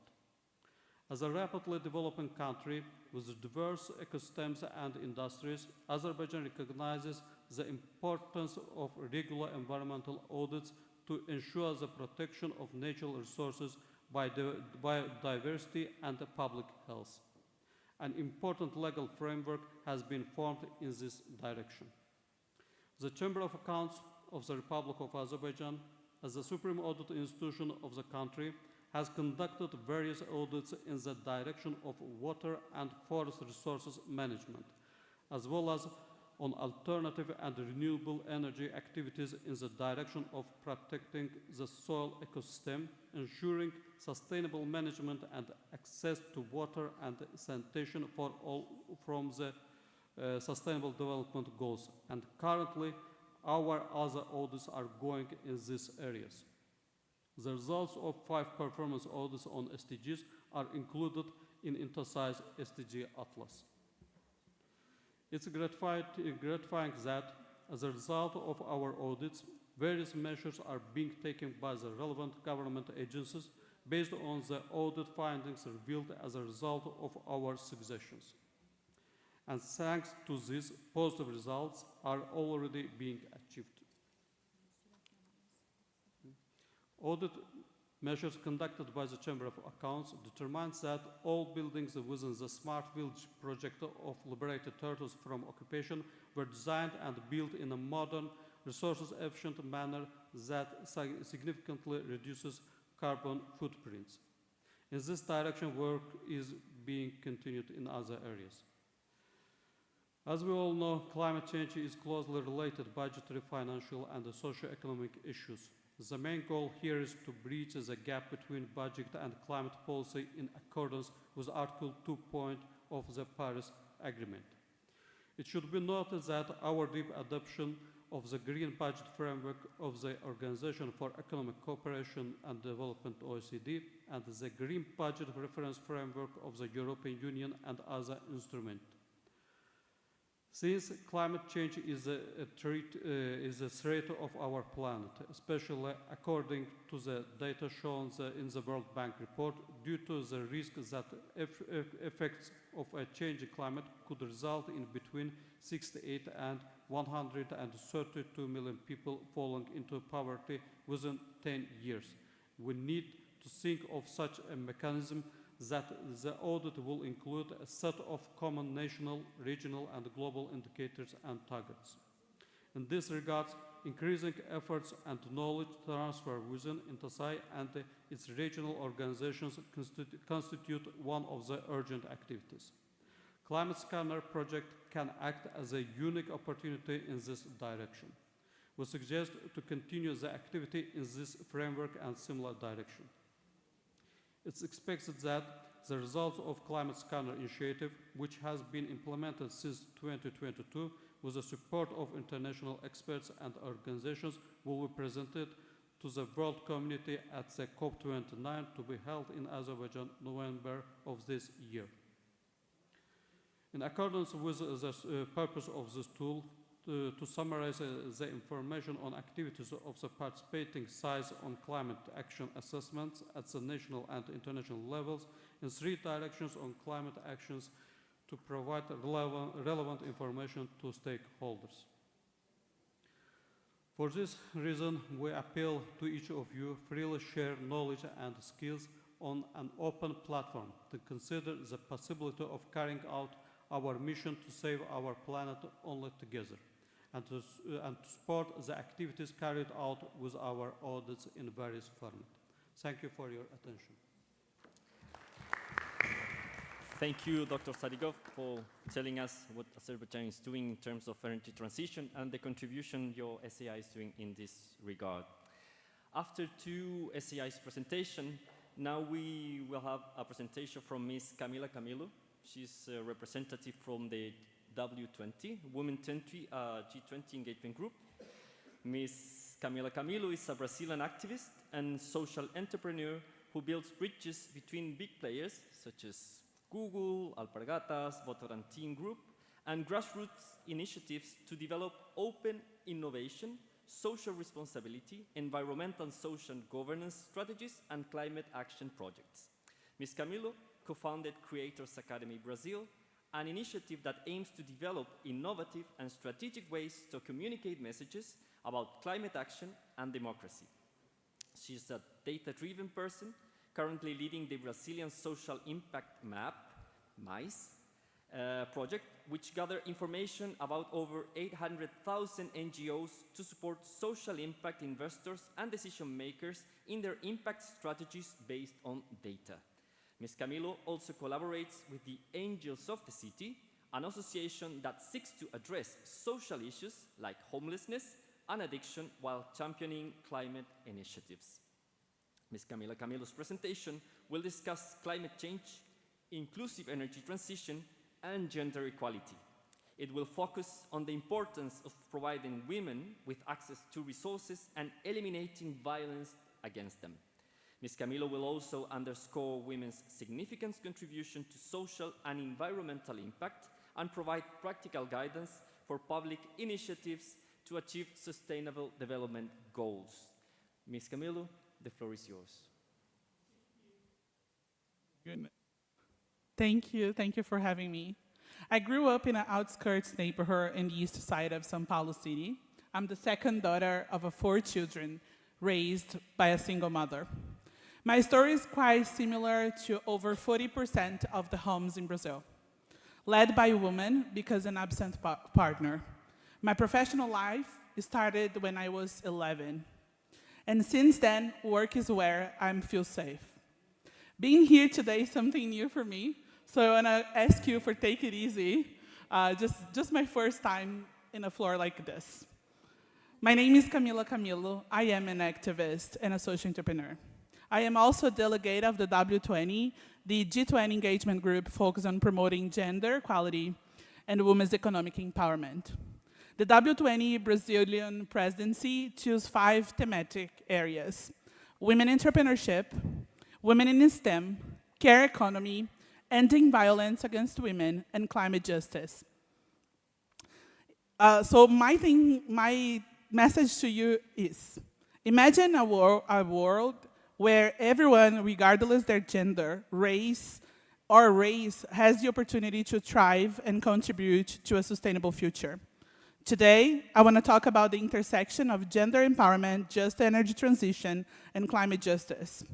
These challenges are deeply interconnected, and addressing them together can lead us to a more fair, equitable, and sustainable world.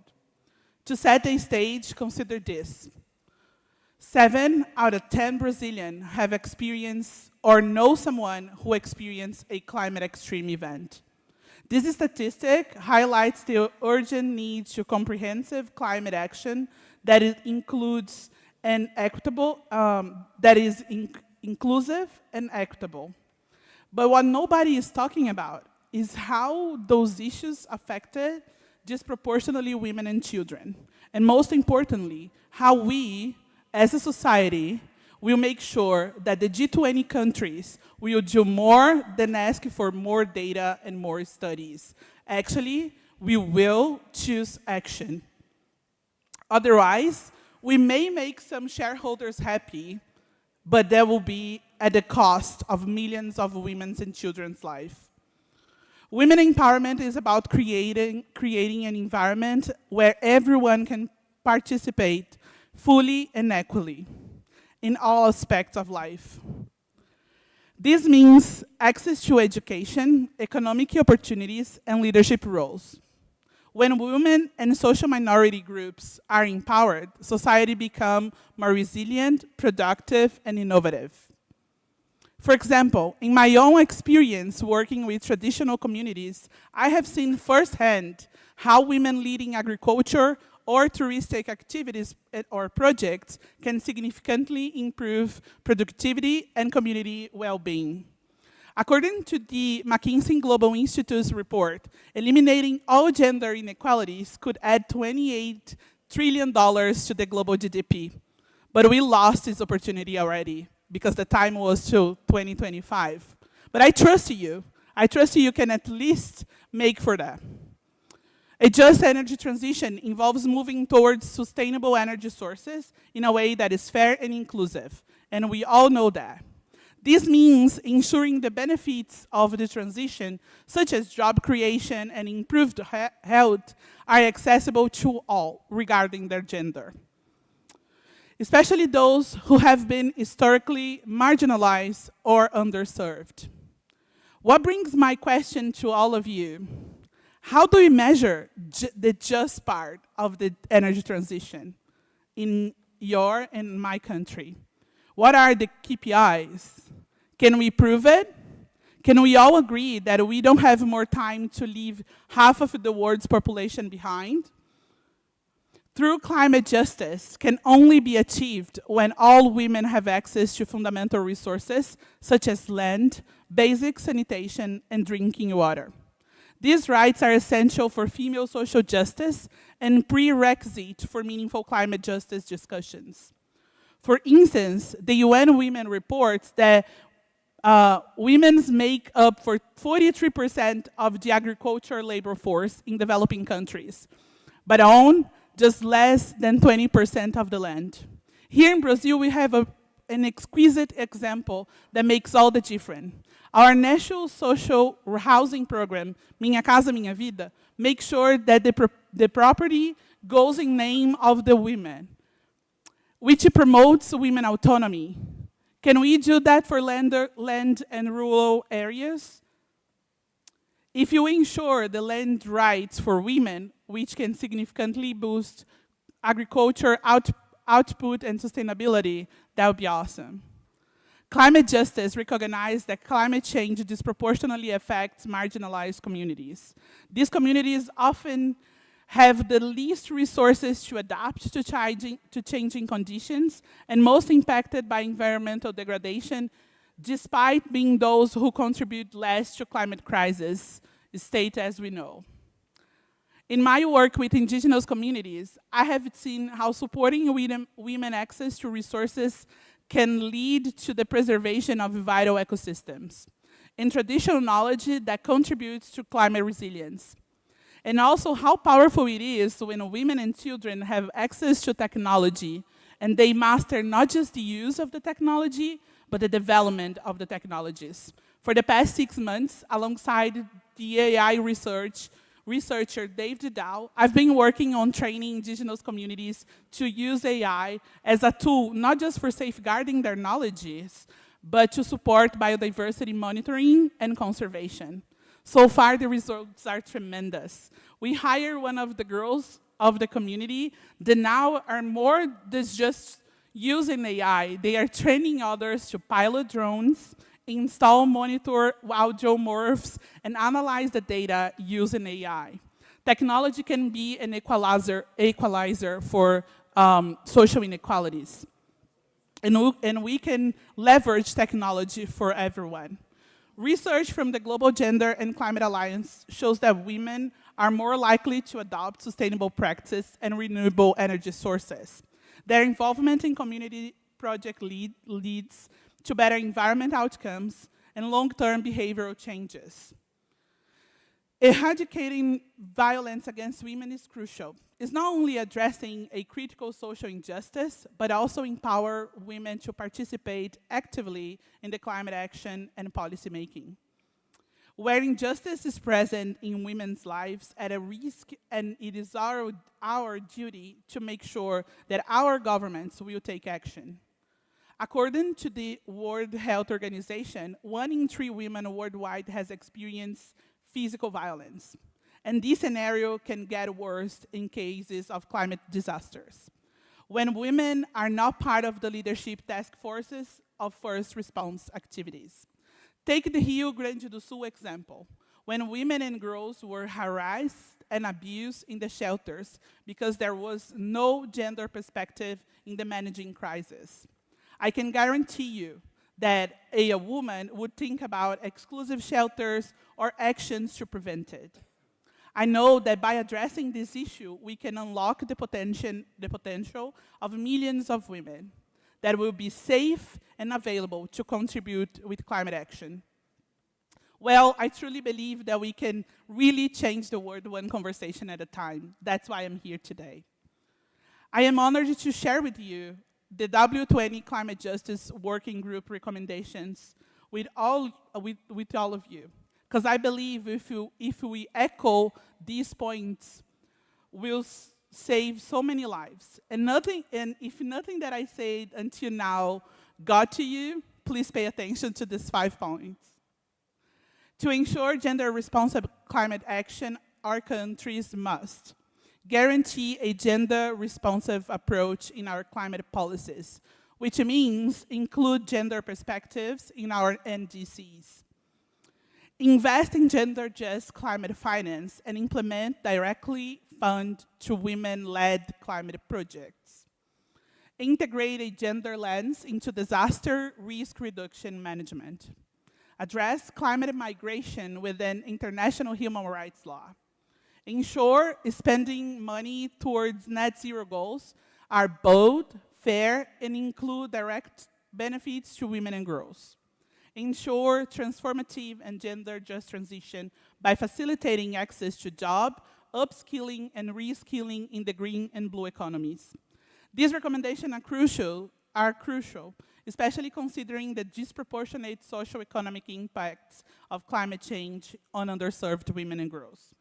Intersectionality is a framework that helps us understand how various forms of inequality and discrimination overlap.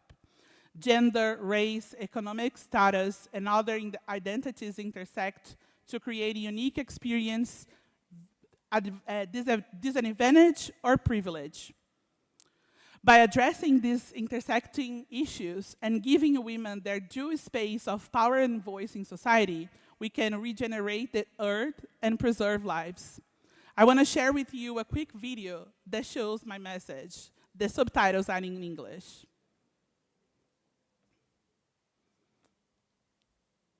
I don't know where is my video.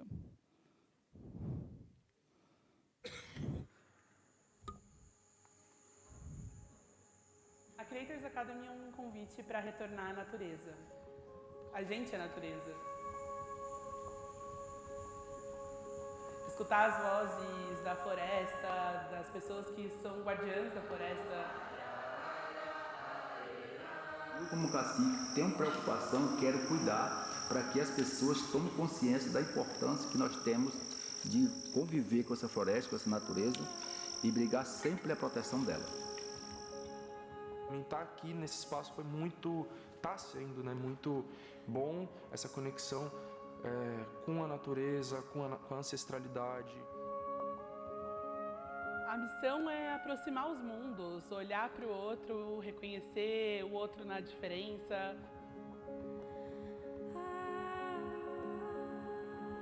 Eu peço a Deus, é o que eu tenho mais feito aqui, sabe? Para que eu possa ser um instrumento, uma ferramenta de envio de uma mensagem que é necessária e que é urgente. Não existe outra forma de lutar contra a crise climática se não for entendendo mesmo que a gente está em um só planeta. Igual isso aqui. E a gente tem a obrigação de preservar esse lugar, de cuidar desse lugar, de respeitar esse lugar. E se questionar, qual que é meu papel no meio disso tudo? O que eu posso fazer? É inserir aos poucos isso na minha vida e automaticamente vai ser inserido nos meus conteúdos. Um start muito importante para virar uma chavinha na cabeça das pessoas, não dos seus seguidores que vocês vão começar agora a falar disso e eles vão virar essa chavinha, mas de nós mesmos, sabe? Respirar fundo e reconhecer que, antes de tudo, eu também sou parte do problema, mas que eu também posso ser parte da solução. Essa viagem me fez sair da bolha, ouvir mais e falar menos. Valorizar as raízes. Não há presente nem futuro sem a floresta, mas também sem os povos da floresta.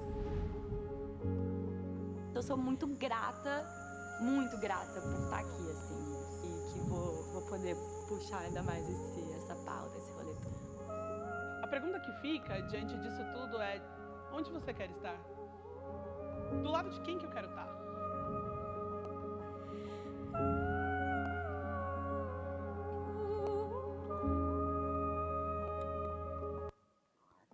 As a Supreme Audit Institutions, what are your side? What are you going to do to make sure that everyone has a fair space in this planet? I want to invite you to reflect on that and make sure that all women and girls will have an opportunity in our countries. Thank you very much. Thank you, Camila, for your presentation and this beautiful and inspirational video. And now we will have a brief presentation from SAI Indonesia. So in this context, I would like to introduce Her Excellency Isma Yatun. She is the chairperson of the Audit Board of the Republic of Indonesia. Ms. Yatun, please. Thank you, the moderator, honorable speakers, distinguished ladies and gentlemen. Thank you to the esteemed speakers for the insightful sharing. I am confident that this forum will significantly enhance our role in supporting the G20 government in addressing climate change. I am pleased to share our experience related to energy transition. In Indonesia, energy consumption accounts for 56% of total greenhouse gas emissions, or GHG. Our nation is committed to reducing greenhouse emissions by up to 41% by 2030. Over the past 5 years, we have conducted 6 audits to evaluate the effectiveness of policies, regulations, and investment in promoting the transition to renewable energy sources and reducing reliance on fossil fuels. These audits focus on policy coherence, cross-sectoral coordination, data reliability, research and technological innovation, and more importantly, the financial aspect.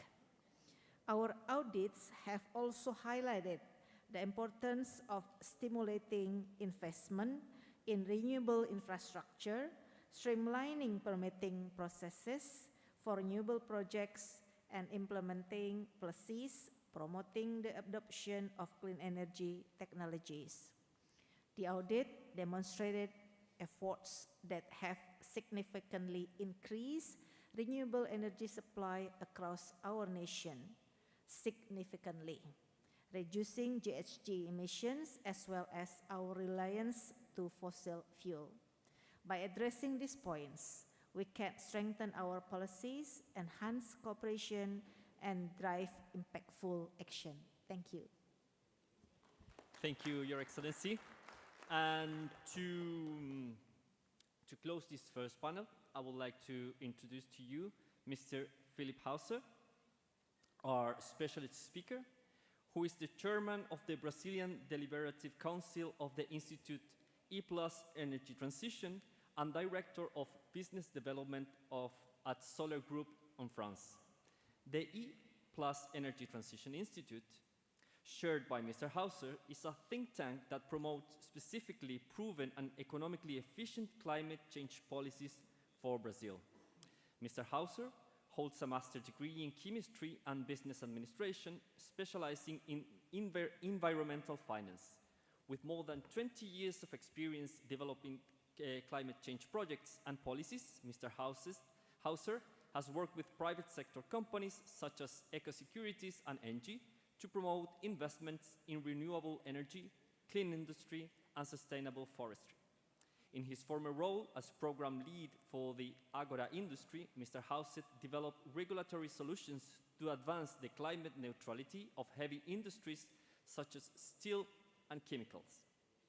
Mr. Hauser worked with the French Solar Group to explore strategies for innovative carbon management to achieve climate neutrality in industries that rely on carbon and carbon-based feedstock, focusing on steel, ferroalloys, and silicon production. Mr. Hauser will conclude our panel discussing with an address that offers a forward-looking perspective and suggests future directions and implications related to the primary takeaways from our discussion. Mr. Hauser, the floor is yours. Thank you very much, and good afternoon. I don't say good evening because in Brazil we only say good evening after dinner. There's still some time to take until then. Welcome to you all to Belém. I think Belém is a fantastic place, and I thank Camila for showing us a bit how it is outside of this room.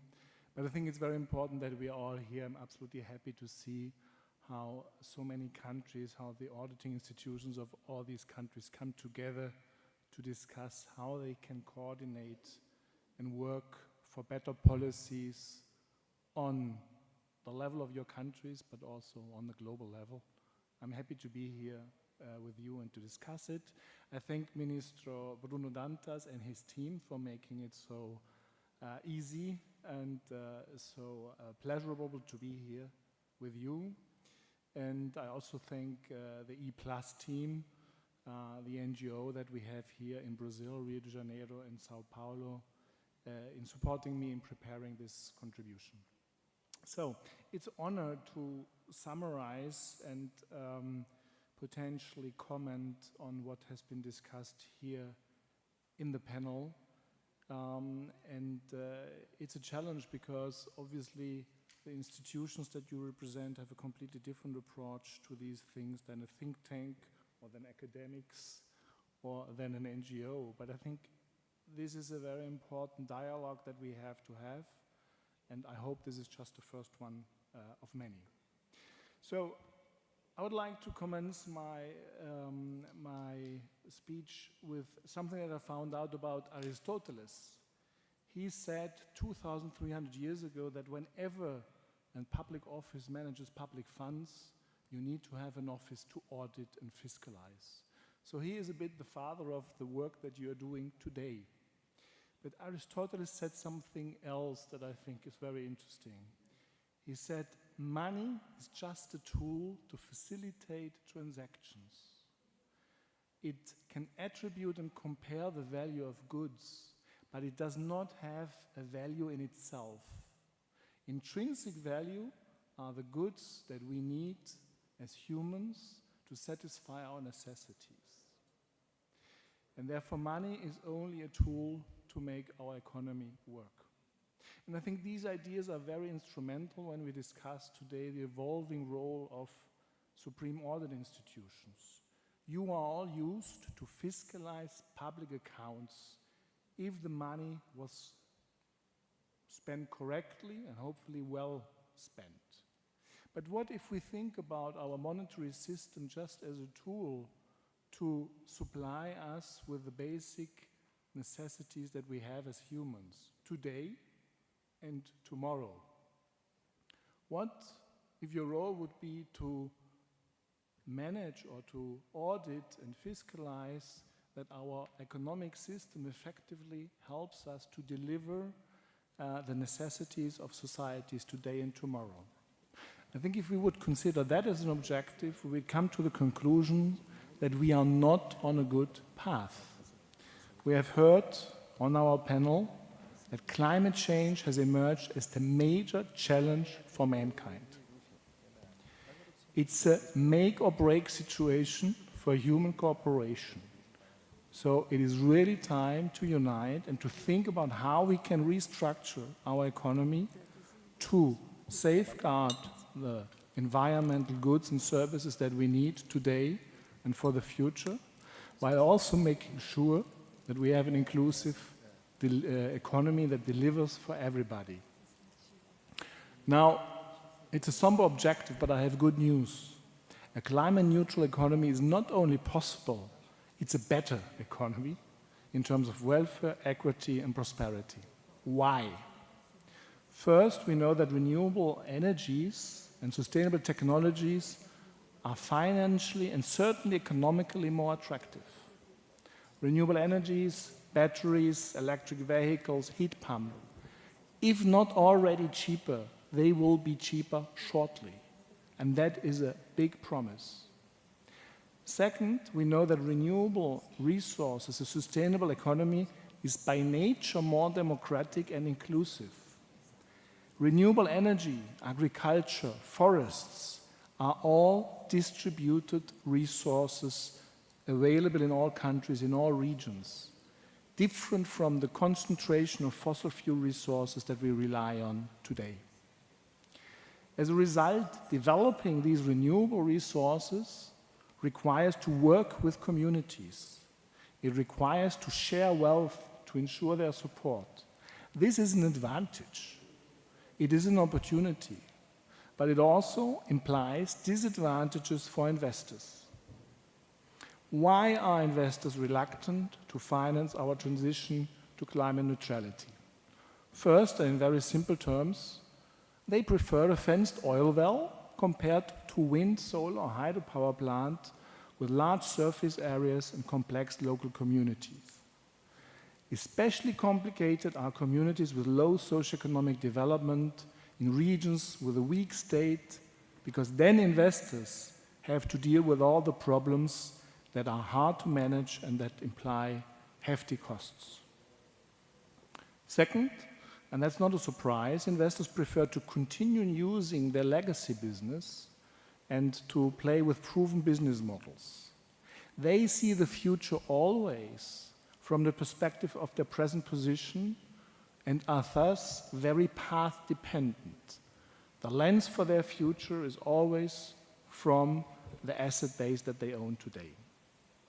Finally, circular and resource-efficient business models are often more complex and not as easy to monetize as incumbent industries. Linear exploration, production, selling, and then waste depositing is a very easy business model. New circular business models are much more difficult to develop and to monetize. In summary, if we want to reap the socioeconomic benefits of this new economy that we want to develop, we need to convince investors to engage in creative destructions. They have to substitute the asset base they own today to build a new future for us all. And these deep metamorphoses of our economy must be driven by smart policy. And here I want to highlight something that Nazir Sagidov has shown for Azerbaijan in attracting investors. Listening to him, I had the impression that his strategy is to attract climate investment rather than discussing climate finance. So be open for business when it is aligned with your sustainable development objectives, when it is aligned with the conservation of your environmental assets, and when it is aligned with social inclusion and equity. So what can we learn from him, and what can we learn from general practice on climate policy? We need all kinds of policies: command and control, carbon taxes, subsidies, cap and trade. All these must be used and combined in a smart and effective way. We also need to build social acceptance.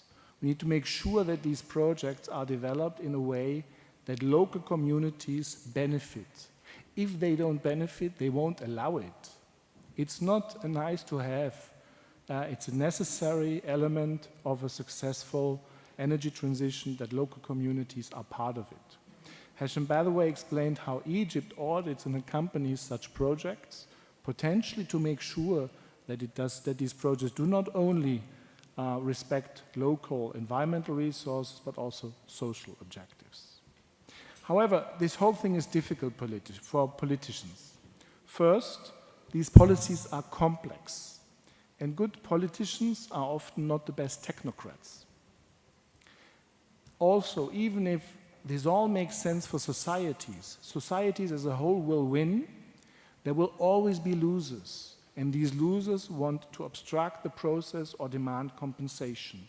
So we need a process to deal with trade-offs. Finally, politicians are driven by short-term incentives of the next election cycles, and future generations do not have a vote. So what are the solutions? To effectively deal with climate change and with equity, we need an intergenerational time horizon for planning.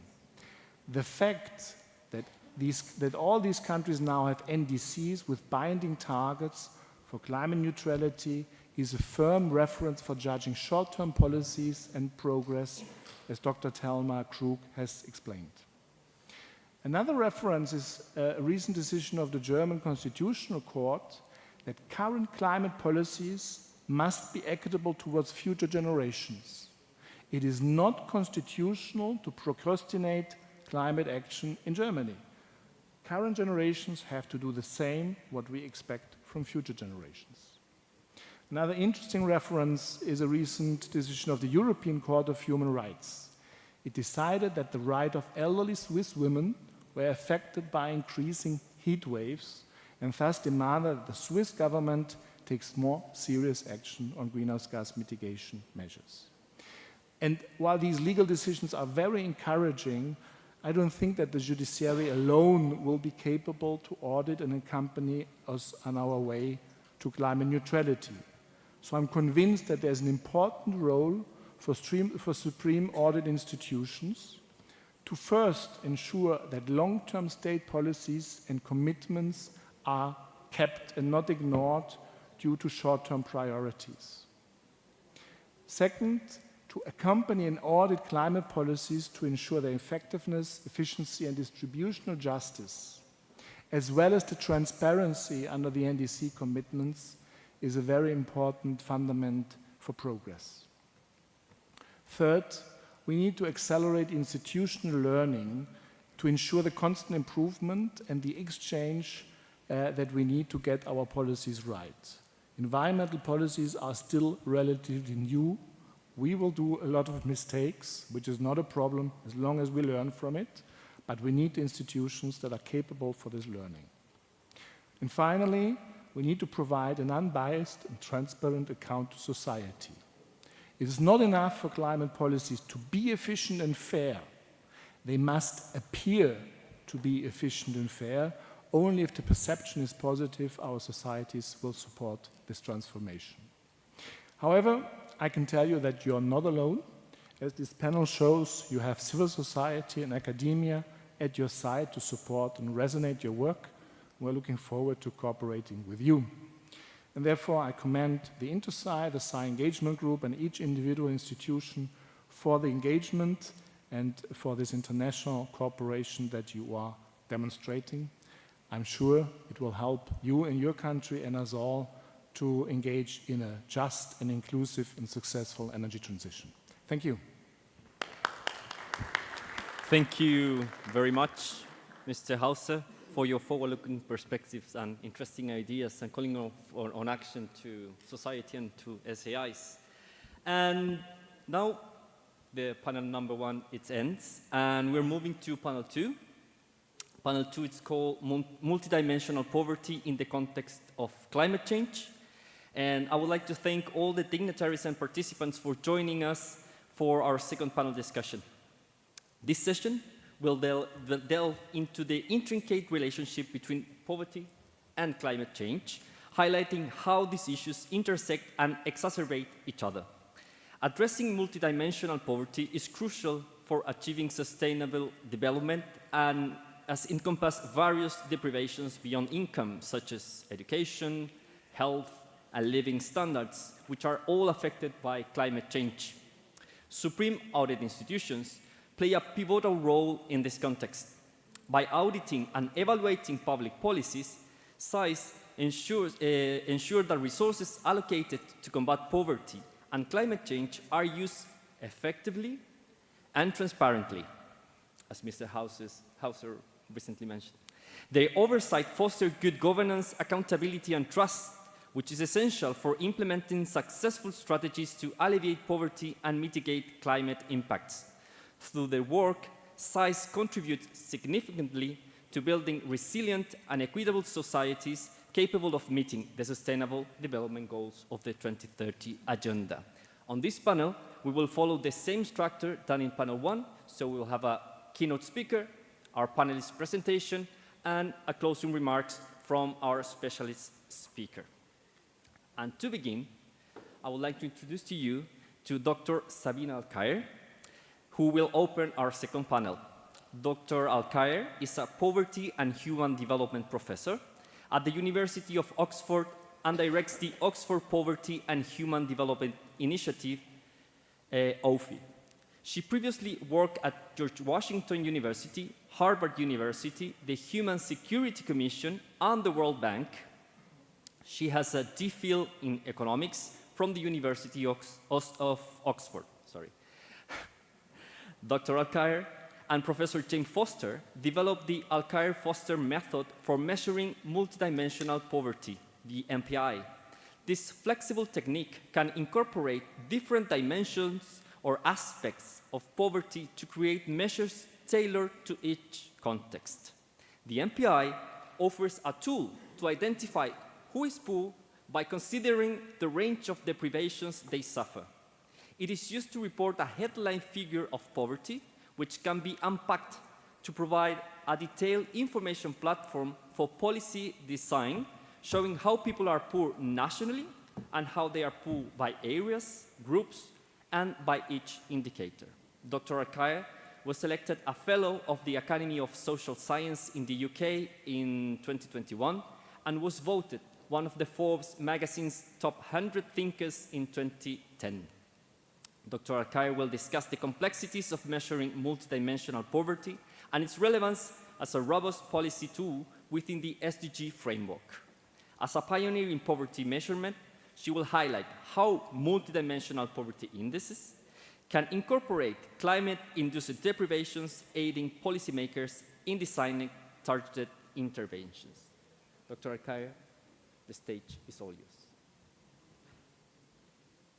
Thank you so much to SAI Brazil for this opportunity, and thank you for being here. I know for many people in the body clocks it's very late, and we've had a long day together, and this is the last session, but beginning much later.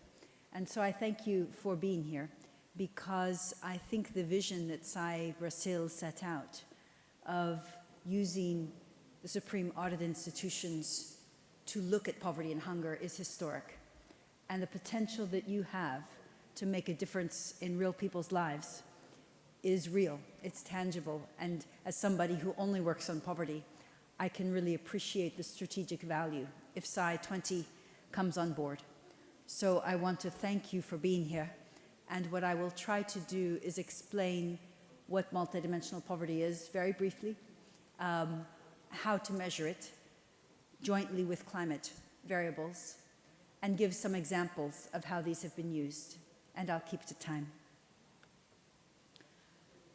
So first of all, when we talk with poor men, women, and children, the protagonists of poverty, very often they say in their lives what they experience are overlapping deprivations. The house leaks, a child requires attention, they don't have secure employment, and they might themselves not be educated, so able to operate in ways that they otherwise could. And responses to poverty then often have to be multi-sectoral or integrated, so they address these deprivations together. Amartya Sen, Nobel Prize in Economics, observed that human lives are battered and diminished in many and various ways. And so if we want to measure poverty, then we need to look across these different disadvantages. And this has a human face, So briefly, what we do in multidimensional poverty measures is take a person, in this case Deepa in Bangladesh, who's a grandmother who lives with her husband and granddaughter, and their household is deprived because somebody is undernourished. They lack clean cooking fuel, adequate sanitation, clean drinking water, a house with solid materials, and they don't own more than one of a small set of assets. So those are their deprivations out of the 10 deprivations covered in the Global Multidimensional Poverty Index, OFI release with UNDP for 6.1 billion people, 110 countries, 1,281 subnational regions, and we update it every year. So these data exist, the STATA-DO files are online, the data are online, decomposed, disaggregated by many units, and broken down by indicators. So Thelma Krug mentioned that some of the indicators of climate are difficult. In the case of poverty, whether it's this measure or the national measures I will introduce, the data exist to a fine level of detail. And what is missing is, in a sense, the auditing, the policy effectiveness analysis, and the use. So that's why this is very exciting for me. So I mentioned the global MPI. It is one of two broad types of multidimensional poverty. One is national. That is, it looks at the specific face of poverty, which is different in Mexico than Armenia, than Sierra Leone, than Vietnam, different countries with national MPIs. But they match the national development plans, the participatory exercises, and the priorities of the SDGs for that country. These become a permanent official statistics, and they are used to report indicator 1.2.2. The second kind of indicator is comparable. You can compare Armenia to Sierra Leone, to South Africa, to Vietnam. And the global multidimensional poverty measure that I explained in the case of Deepa from Bangladesh is a measure of that variety. I'll give some results later. And regional MPIs have also been published for the Arab states by UNESCO in collaboration with the League of Arab States, and for Latin America by Javier Mancero and ECLAC, and new regional measures are underway for Latin America because the global MPI is too acute for the Arab states or for Latin America, so they need more ambitious poverty indicators. So how are these measures being used by other bodies? First of all, I want to mention words from Sir Tony Atkinson, a very great and late beloved leader in poverty and inequality. And he observed that poverty statistics matter if they motivate people to tackle a key challenge, that we who work on measuring poverty cannot stop there. They need to go in and be linked to action. But also, relevant to SAI, statistics of poverty are a performance indicator. You can set targets, you can assess whether you've met them, how you've fallen short, how you've overachieved. And also that this role of performance monitoring using official statistics has become greater in the SDG era. So coming to some concrete examples, the third United Nations decade for the eradication of poverty from 2018 to 2027 uses the global MPI as one of their measures of poverty, recognizing that the poorest of the poor experience overlapping deprivations, and that we need multi-sectoral integrated policies, and also urging for more up-to-date data on multidimensional poverty. The World Bank led a study on monitoring global poverty, monetary and multidimensional, and it concluded that going forward, monetary and multidimensional poverty measures should both be used. Comparable and national measures for each country should be used as we monitor poverty trends. And the UN Secretary General appointed a group of scientists to write the Global Sustainable Development Report. adding their views on the SDGs. And these scientists also recognize the need to look at multidimensional poverty alongside climate, which is really the focus of our day today. In terms of the SDGs, what you know already is that the first of 17 goals is to end poverty, not only in monetary poverty, but poverty in all its forms. And the second of the 169 targets is on multidimensional poverty, as is the third out of 232 Sustainable Development Indicators. So monetary poverty, the first target, and the first two indicators, and multidimensional have a prominence, a visibility in the SDGs. Thus far, I've spoken about multidimensional poverty using national MPIs and the global, and have not explained how these overlay with climate. So it happens differently in different countries. For example, I think I'm having some difficulties with the slides. If it's possible to go back 2 slides, that would be helpful. National multidimensional poverty indices, like that of Dominican Republic, include environmental variables, like if people live close to a river that floods, or if their children lack a place to play. In El Salvador, also, they include indicators of environment, esparcimiento. But it is also possible and necessary to include direct satellite data. Many household surveys, most now, know the geographic location of each household. So what we do in that case is we look at the satellite data for cyclones, for floods, for droughts, for forest fires, for forest loss, for air precipitate quality. And we are able then to merge the existence of a deprivation that struck the same household in the same time period as multidimensional poverty. So not only are these households poor, but they have experienced floods, droughts, fires, forest loss, air pollution, and so on. And we can add that in to a multidimensional poverty measure as an extra dimension and weight it and see who's poor.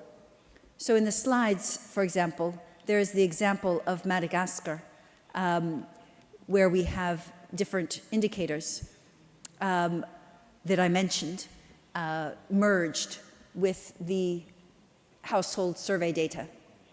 And just to give an example of what happens, this is one country among many, but in this country, poverty went up from 75.7 to 85.5% when we included only 5 environmental deprivations.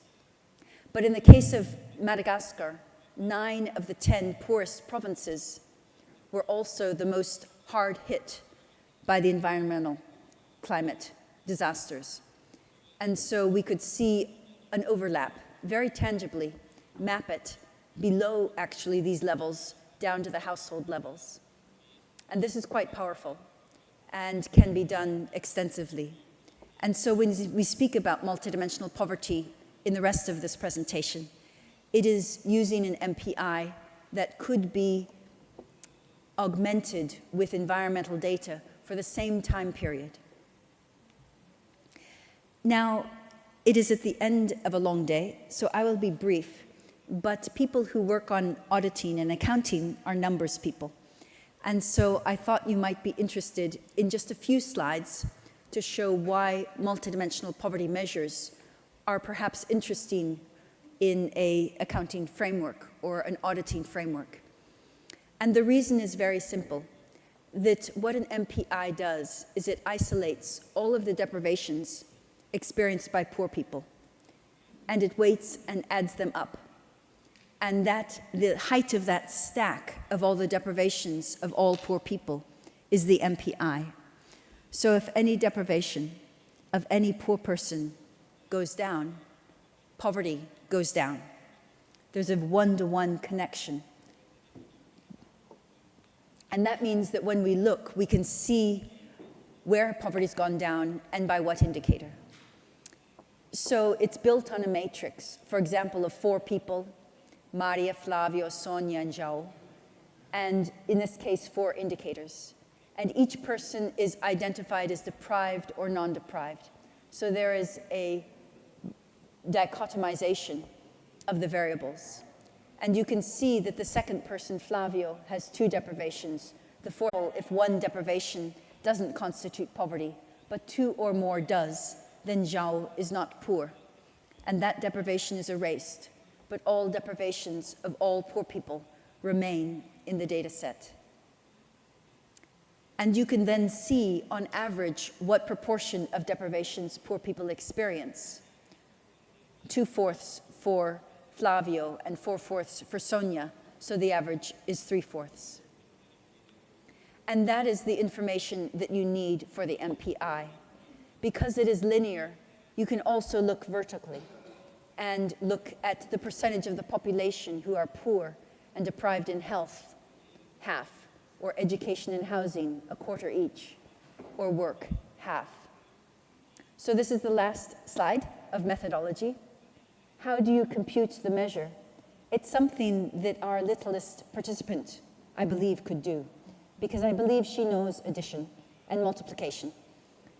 So if you multiply the percentage of people who are poor, which is half, I won't put her on the spot right now, by the average intensity, which is 3/4, you'll get the MPI.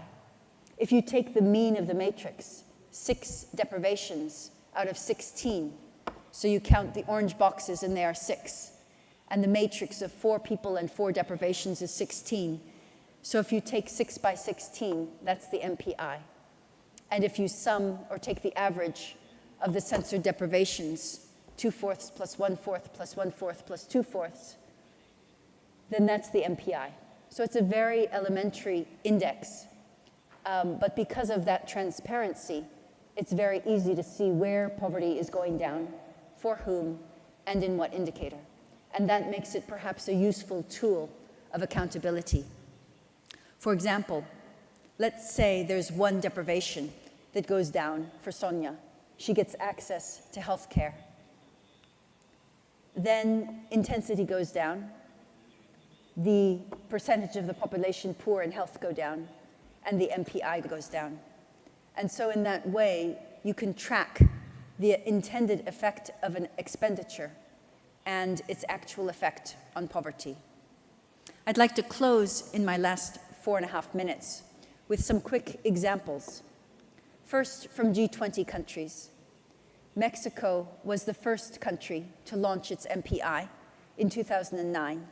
It reports every 2 years, and in the last reporting phase, it had the biggest year-on-year reduction of MPI of any year to date. Mexico also disaggregates its MPI by indigenous and non-indigenous. So it's an example of disparity. In 2018, 39% of people were poor who were not indigenous, but among indigenous, it was 69%. That took political courage, but has been done in countries from Panama to Paraguay and others. South Africa was the earliest country to use the census for the South African MPI or SAMPI, which gives a very strong map of poverty at the lowest levels and will be updated with the 2022 census. India launched its MPI in 2021 and updated it in 2023 and showed a historic reduction of 10 percentage points in a mere 4.5 years between 2015-16 and 2019-21, and that goes down to the district level.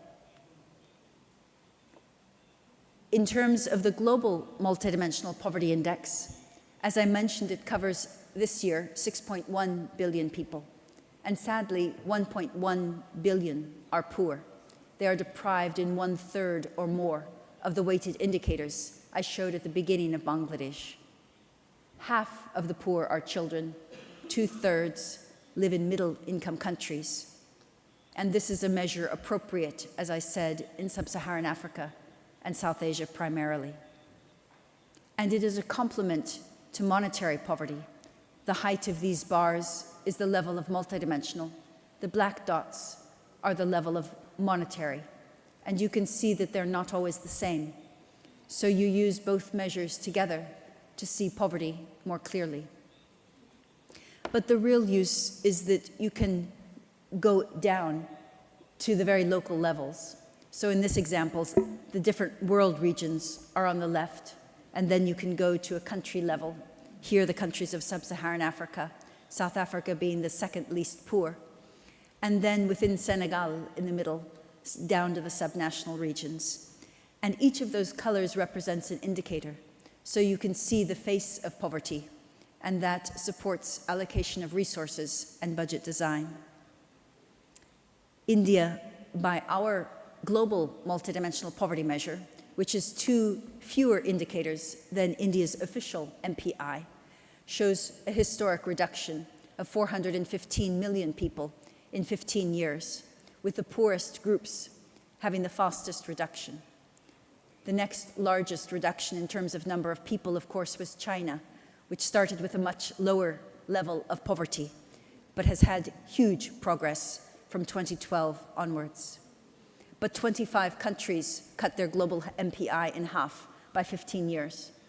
It's not enough of 110 countries, but this is why I think it is possible with the engagement of SAI to accelerate progress in the countries that are not yet doing well and to celebrate progress where it is going well.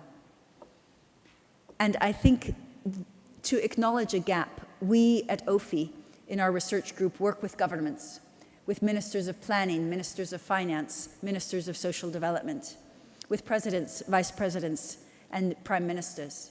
And they recognize that poverty requires leadership. But I think the work of SAI alongside is to bring transparency, accountability, to underscore success where it is justified, and to raise questions where they need to be raised. Published in 2018, and led the development of a multidimensional poverty index for Latin America. He is also the coordinator of activities at the Statistical Conference of the Americas and its working groups. Mr. Mancero brings a solid academic background to his work, and his expertise in data analysis, research, and statistical methodologies has made him an asset in social statistics. Mr. Mancero's presentation will focus on using the multidimensional approach to measure poverty in Latin America, which is crucial for addressing the region's challenges in the context of climate change. He will also present the MPA-LA, highlighting key well-being dimensions and complementing income poverty data. His presentation will cover the preliminary estimates, the evolution of MPA-LA, and the region's poverty heterogeneity. Mr. Mancero will also explore the influence of climate change on poverty, referencing ECLAC studies. Mr. Mancero, the stage is all yours. Thank you very much. First of all, a big thank you to SAI Brazil for the invitation. It's a great honor to be in this meeting and also sharing with the panelists today in this table. I will give you a brief overview of the work that we have done at ECLAC regarding this regional measurement of multidimensional poverty that Dr. Sabine Al-Khair mentioned in one of her slides. And at the end, try to make a link with the issue of climate change that is also the subject of this meeting. So, as was already presented, the idea of multidimensional poverty indices is to capture deprivations in different dimensions of well-being, going beyond the concept of poverty as low income.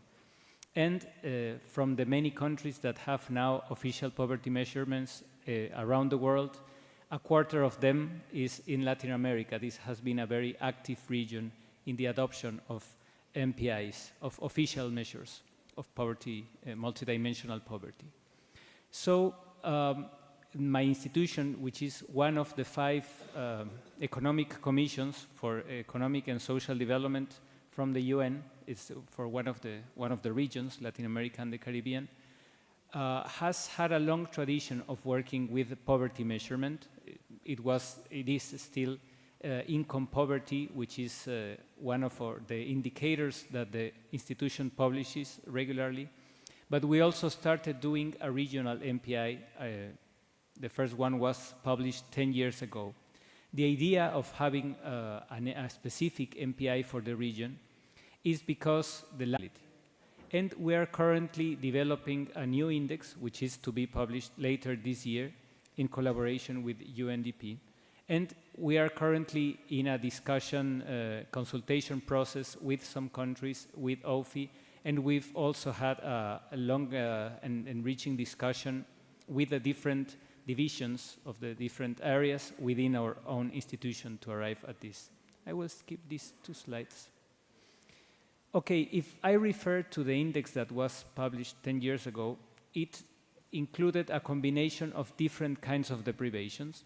Some of them were already known as non-monetary deprivation indicators because of a tradition that in Latin American countries of measuring the unmet basic needs method, in which using mostly the population censuses, you could identify several needs regarding housing, regarding water availability, sanitation system, and school attendance of children. In this indicator, which is based on household surveys, we also included other indicators such as lack of energy and employment and social protection, which is one of the distinguishing characteristics of this regional indicator with respect to the global indicator. So, just to give you a brief overview of the kind of indicators and deprivations that were considered at that time, you have these 5 dimensions of well-being, and for each one you have 2 or 3 indicators. What did we learn at that time with the information that was available is that there was a large heterogeneity of multidimensional poverty within the region. You had countries with incidences below 10% and others reaching almost 70%. And that there had been a downward trend in the region regarding multidimensional poverty. But nevertheless, the figures were still too high. And when you looked at the differences between, for example, urban and rural areas, you also see very big differences, in which rural areas can have more than 50, 60, or even 80% of poverty rate of the incidence. The update on which we are working now changes a bit the structure that I presented before. It considers 4 dimensions and 12 indicators, and it is proposed as a complementary index to the monetary poverty. The other one, integrated monetary poverty, this one is strictly complementary. However, recognizing that to identify the preventions in some dimensions of well-being, income is important to take into account. For example, when you are evaluating the quality of employment or old age pensions, if they are enough or not for people who receive them, for the elderly population. So this is more or less the structure of the indicator that will be published soon, but I will not enter into much details. Nevertheless, some preliminary results that we can comment from now is that poverty, multidimensional poverty, has continued its downward trend since 2008, except in 2020, the year of the pandemic. But numbers are still too high. The region is far away from meeting the target of eradicating poverty when measured multidimensionally. And this heterogeneity that I described earlier is still to be found.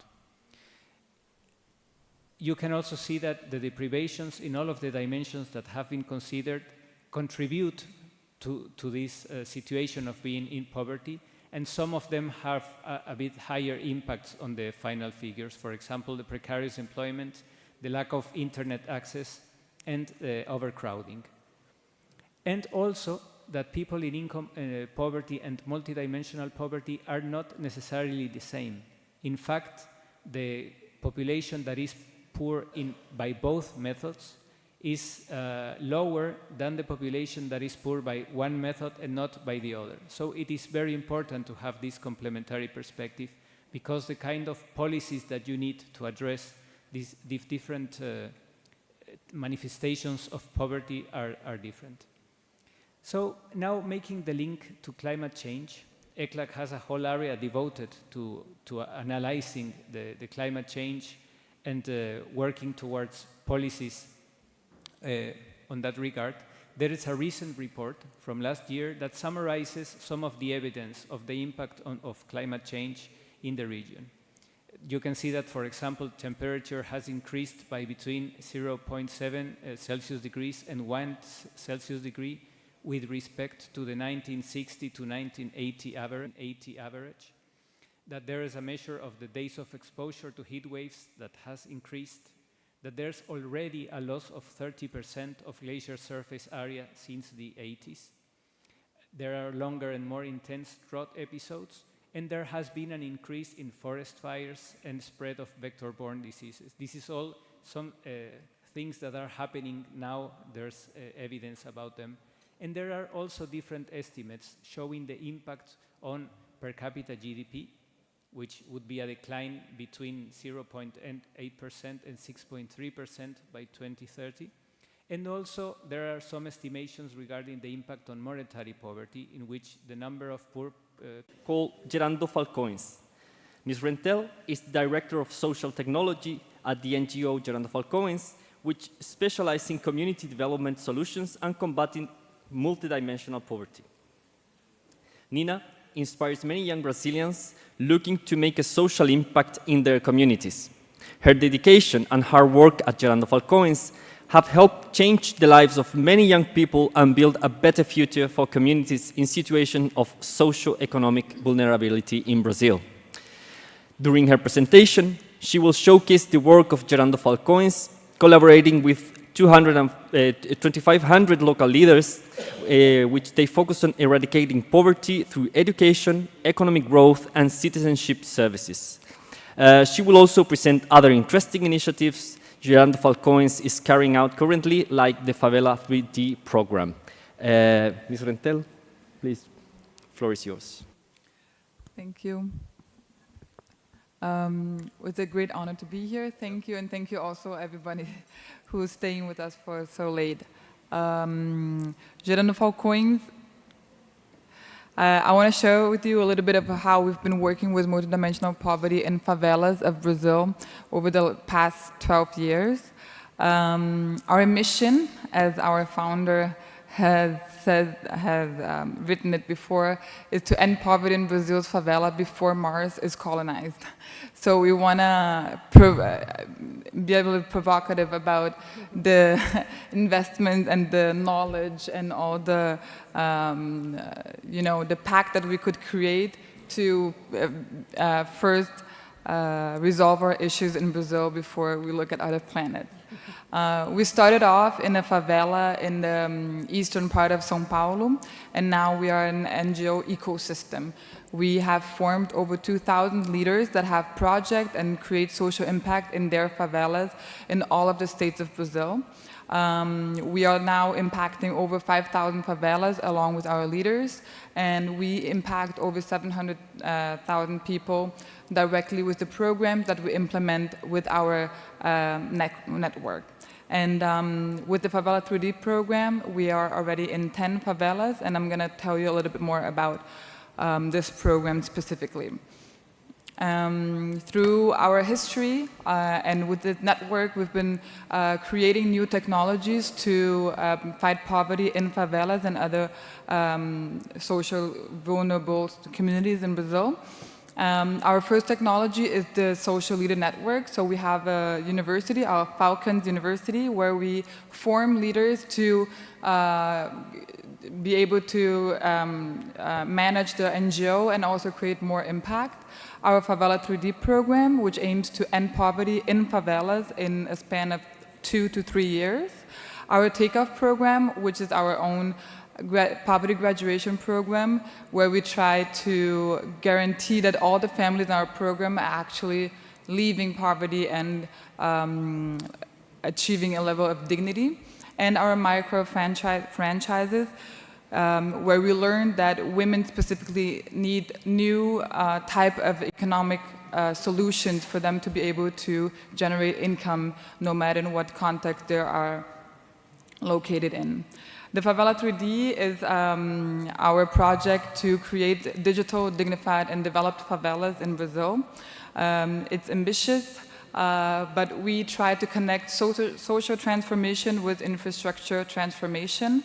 We understand that we have to tackle the infrastructure part in favelas, but it needs to be accompanied by social transformation.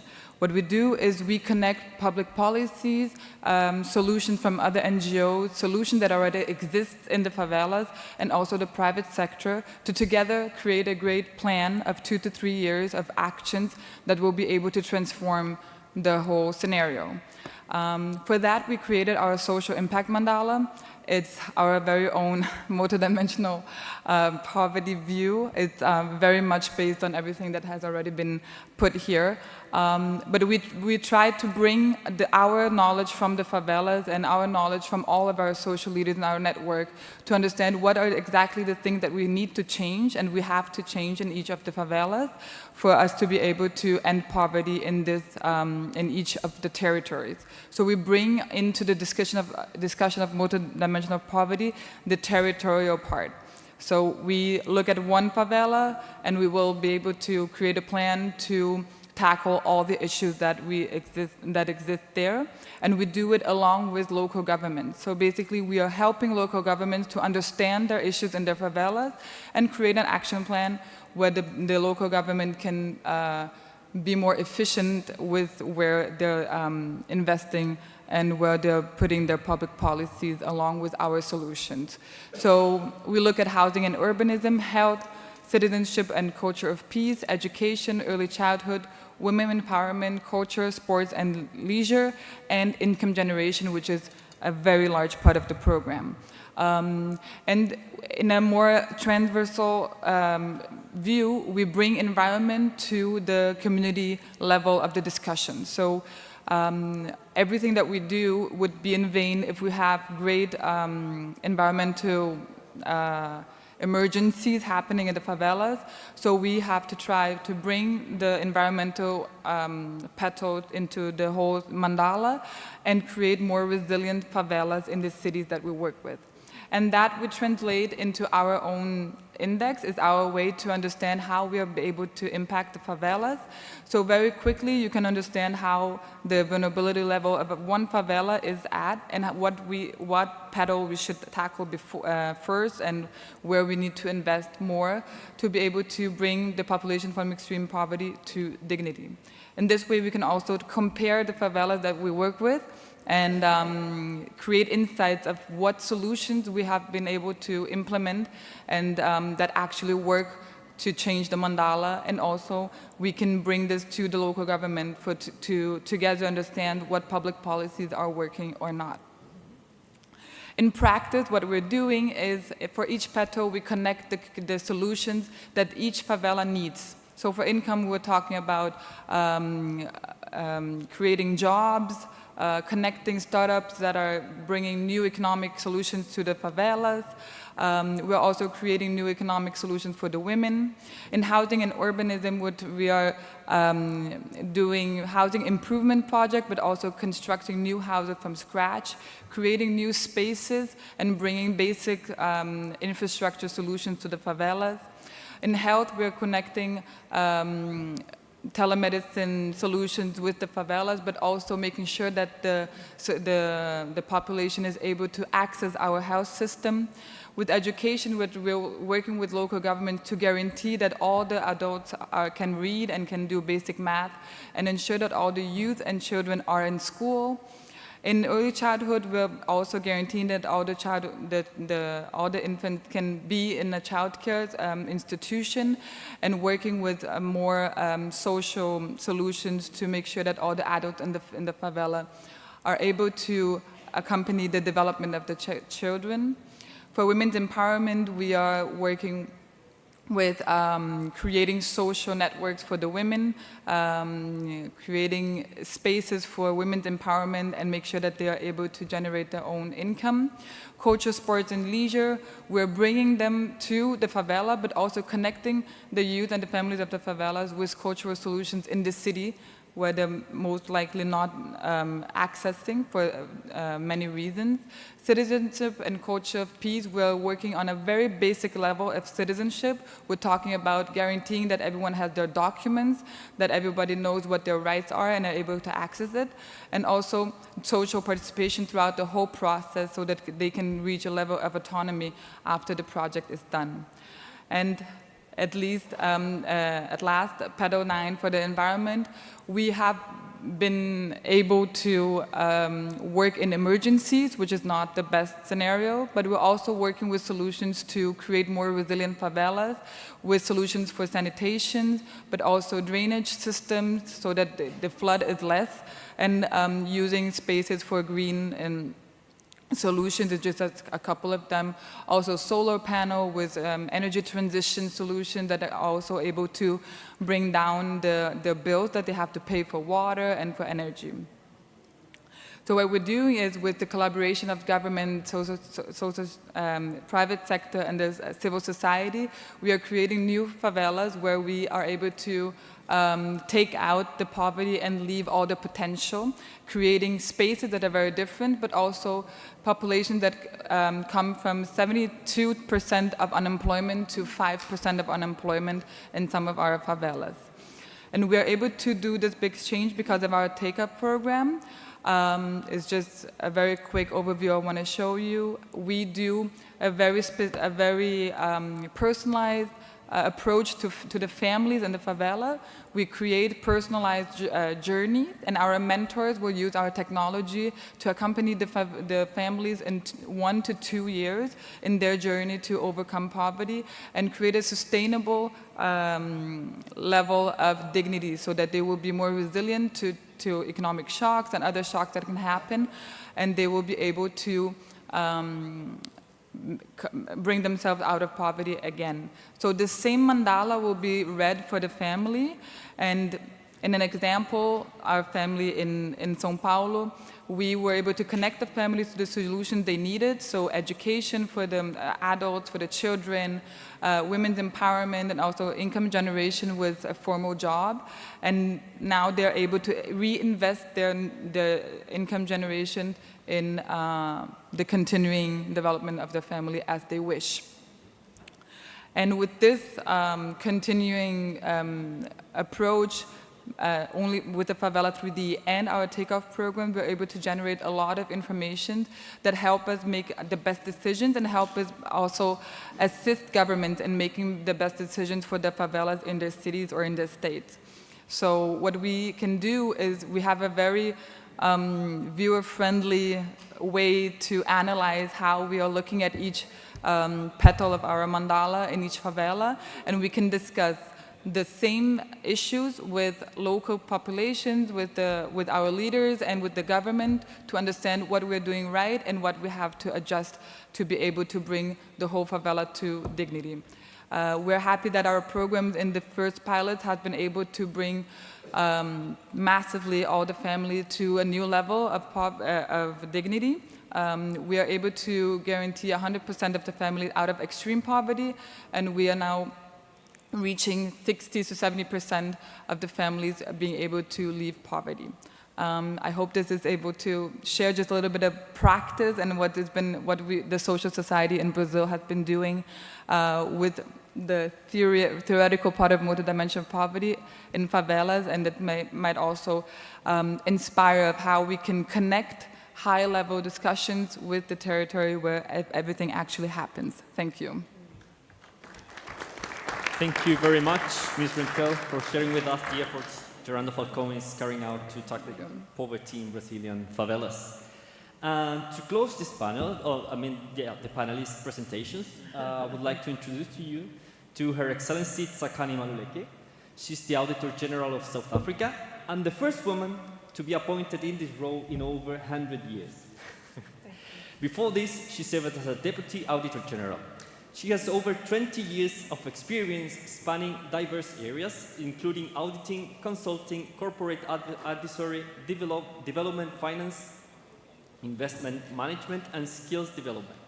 A seasoned business leader with a wealth of corporate governance experience gained through participation on numerous corporate boards and strategic committees in both the private and public sectors. Her commitment to service excellence, ethical leadership, and contribution to the advancement of transformation have been recognized by the presidents of the Black Management Forum, BMF, the African Women Chartered Accountants, the Black Business Council, and the Association for the Advancement of Black Accountants of Southern Africa, of which she is a past president.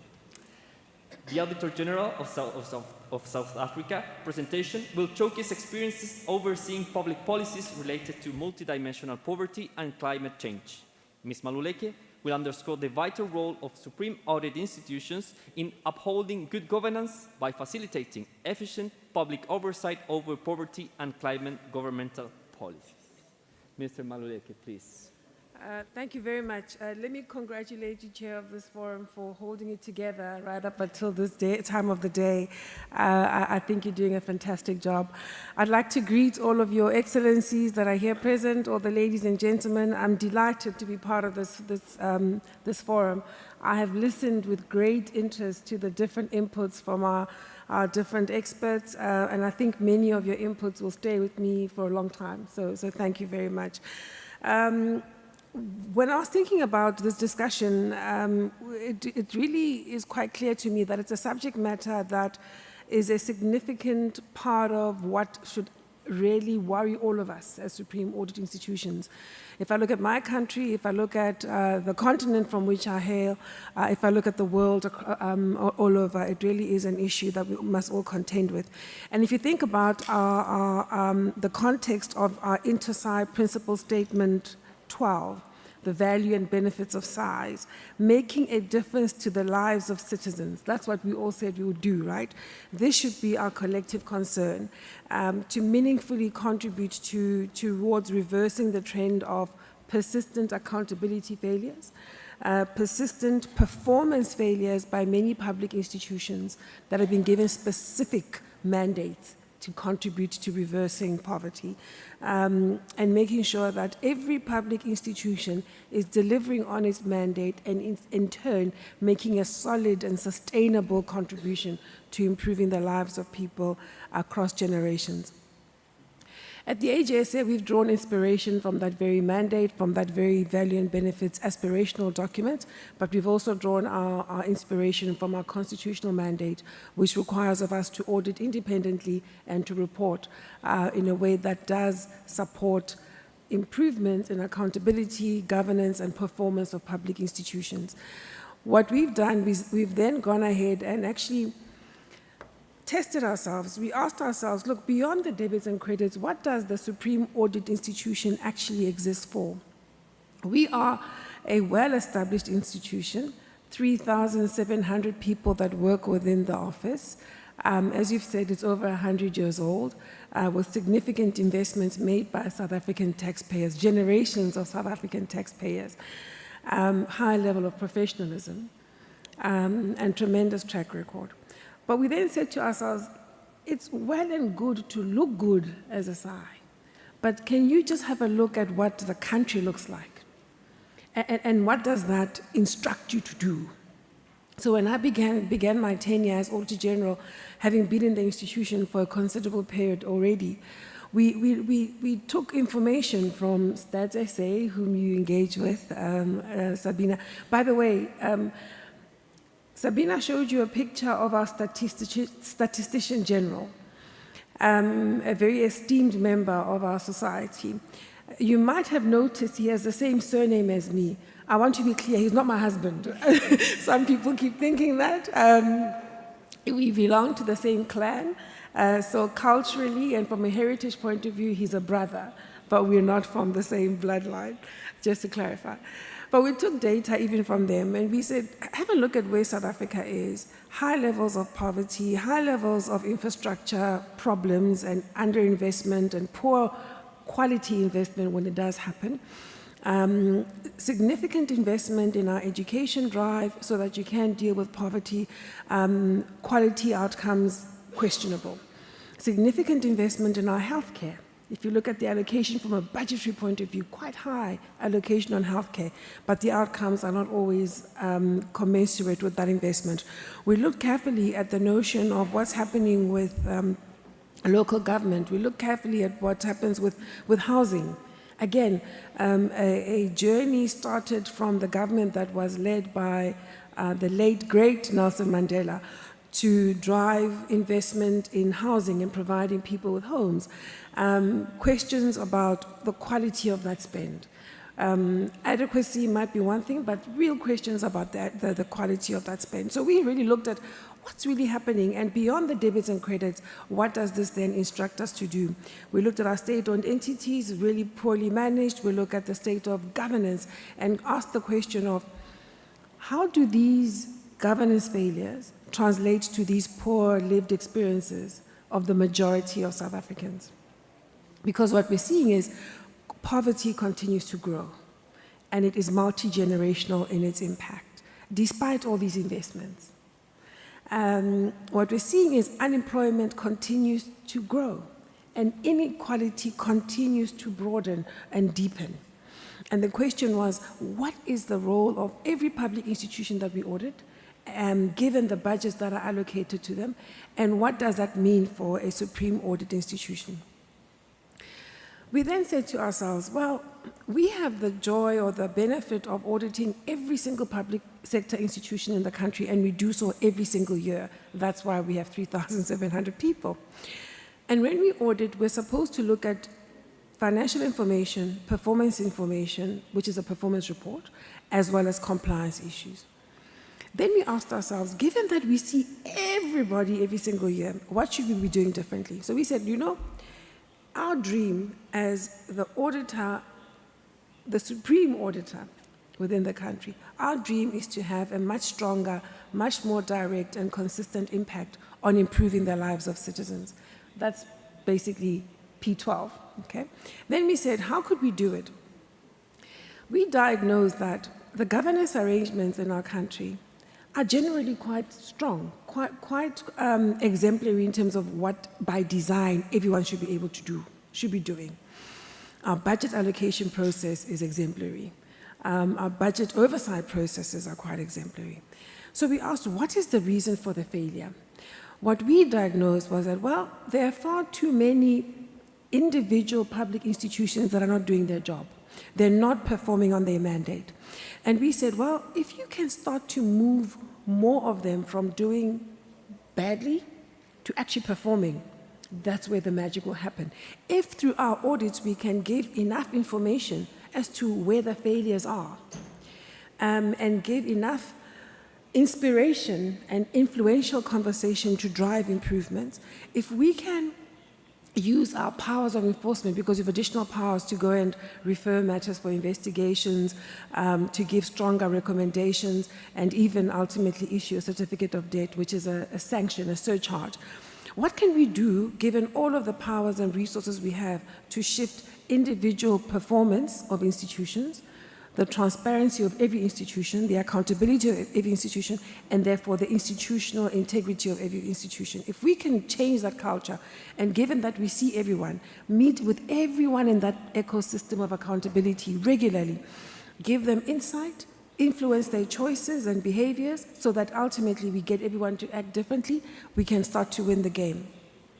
And then we said, if we look at the SDGs and the global aspirations that have been set, if we look at what happens within our continent around the agenda that's been set by the AU, and if we look at our national imperatives, what are the things that are critical? Because we audit all of government. We were able to identify that themes are about infrastructure failures, safety and security problems, environmental sustainability, education, health, and then fiscal pressures, which we saw, and then we also identified that there are other institutions that should be supporting. So we selected water and sanitation, which will ring a bell from what you've done, human settlements, roads and transport, health and energy as our key sectors. So when we audit those value chains, we look carefully at the performance on mandate of every institution. And what we're finding is that it's inspired our teams to learn more and more about the work we do, the work of those institutions, but it also helps us to give much better recommendations. I'll just give a couple of examples. Maybe let me do it this way. Let's go back a little bit. Okay. I think I wanted to go back. Can somebody? Oh, there. Haha. Okay. Just a couple of examples. So what we did was we said to our auditors, when you audit, look beyond the debits and credit, get proximate, go to a wastewater treatment plant because that's where the failure on performance is. Figure out who's not doing their part and make sure you give the type of recommendation that's going to make sure that there are improvements. Things like saying, well, we're noticing that your wastewater treatment plants are not being maintained. That's driving sanitation problems, which is a dignity issue and a real deprivation, and that's driving an environmental harm because effluent is running into the river. And then we're able to get everyone in the ecosystem to do their part. We said, well, municipality, you're failing in this duty. We're going to report you to your oversight committee. We're also reporting you to the minister responsible for overseeing you. Dear minister responsible, what are the things that you need to do so that systematically you perform on your mandate, so that everything becomes more and more reinforcing. On health, for example, it's easy as the auditor to say, you're not managing your medicines appropriately. You're not rotating your stock. And that's easy for an auditor to say and see. Some of the things my teams are able to tell me now is because they understand the importance of giving credible, workable, implementable recommendations. They go and sit with the nurses in a public health care facility. And they say to them, okay, let me explain to you what it means to rotate your stock. When you give out this medicine, write it down. That's minus. And then when you get more stock at the end of the day, add. And that's how you're able to build the basic disciplines that over time can help you manage better efficiency of how you work with your pharmaceutical stock. The reason this is important is that it's allowed our teams to get clearer about what type of recommendations they give. And it's allowed the institutions to benefit from insight that's not theoretical, that's not debits and credits, but insight that's independent, that's relevant, that's credible, and that is of value in the moment. I've just given you two little examples just to give you a sense of the type of things we are doing as a SAI to operate differently. I'll leave you just with one point. In our observation, certainly in South Africa, the resources are being applied in a way, from a theoretical point of view, are being applied in a way that should push back on poverty in all its dimensions. What we're seeing is that institutional failures are making it difficult for the benefits to roll through to the citizen. And what we're now doing is to push ourselves as auditors to say, beyond every debit and credit, what sits behind this finding you might say about leakage of pharmaceuticals, the finding you might say about school nutrition programs that are not being procured properly. Our teams can now go to school and see that children are not getting the food that they should from a quality point of view. And you don't get that insight unless you're proximate. What that has allowed the Minister of Education to do is to drive improvements and to have specific rules about the type of formula that should apply to the nutritional value of food being given to children. That's important because it allows children to have that meal being of good quality, and you prevent stunting, you improve learning, and you ultimately improve your human capital across a generation. Just a few examples of how we've approached our work as SAI South Africa in response to what we've diagnosed as the real barrier between the aspirations, the allocations, and reality. Thank you very much.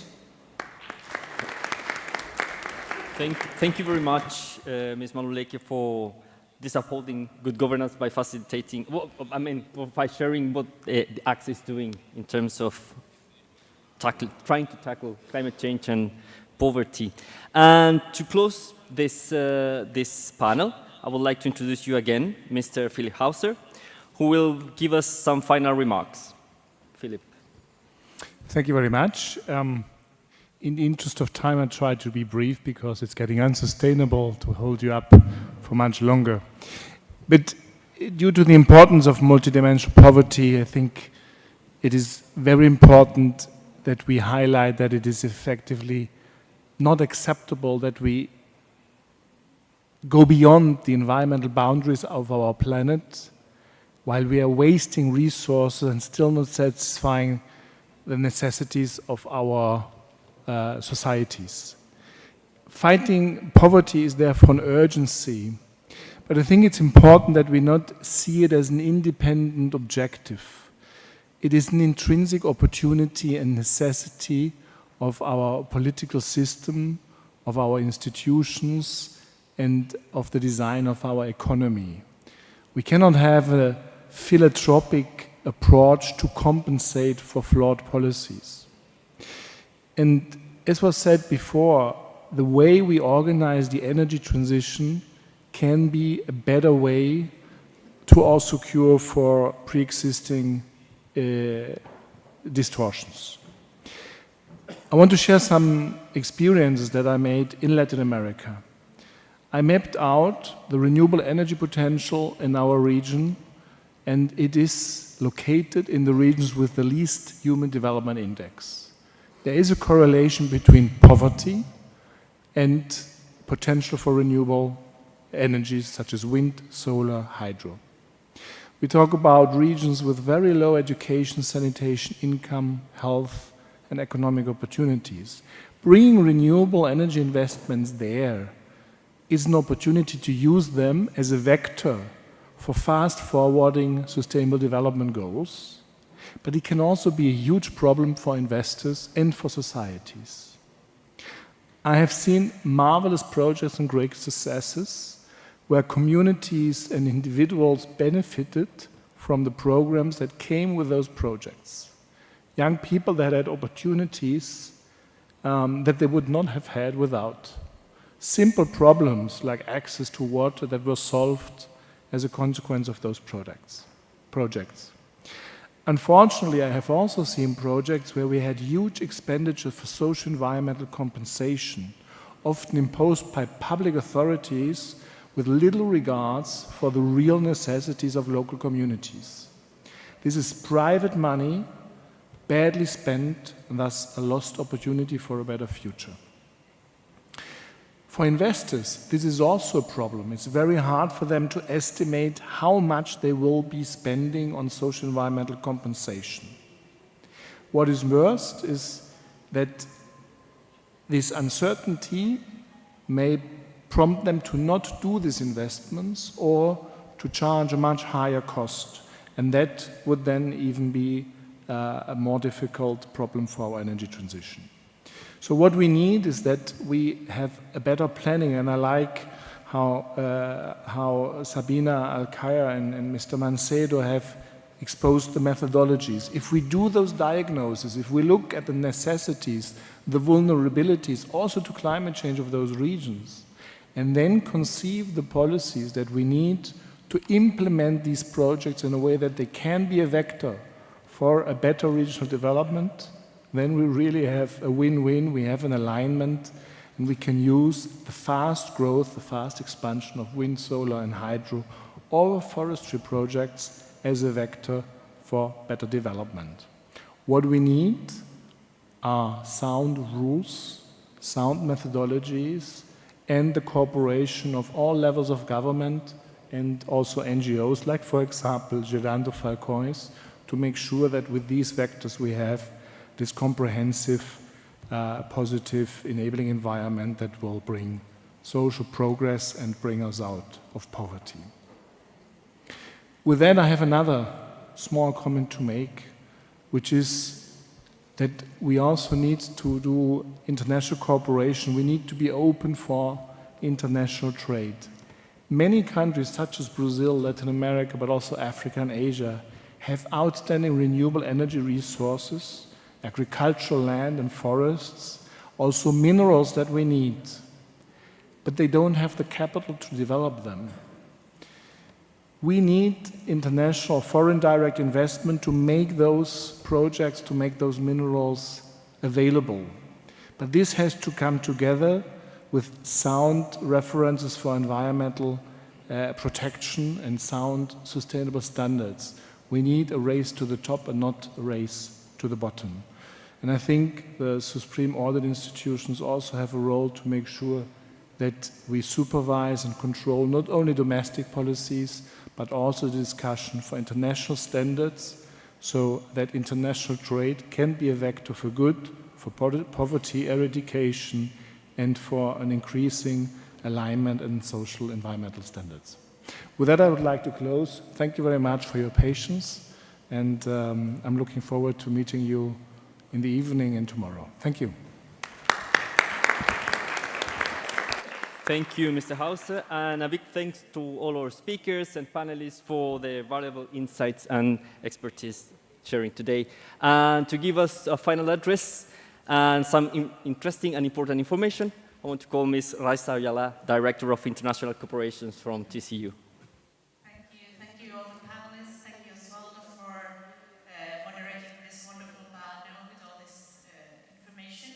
I would like to share with you that the slides will be uploaded to our website, and also this whole event was recorded to YouTube, so you can have a chance to look at it and share it with your teams.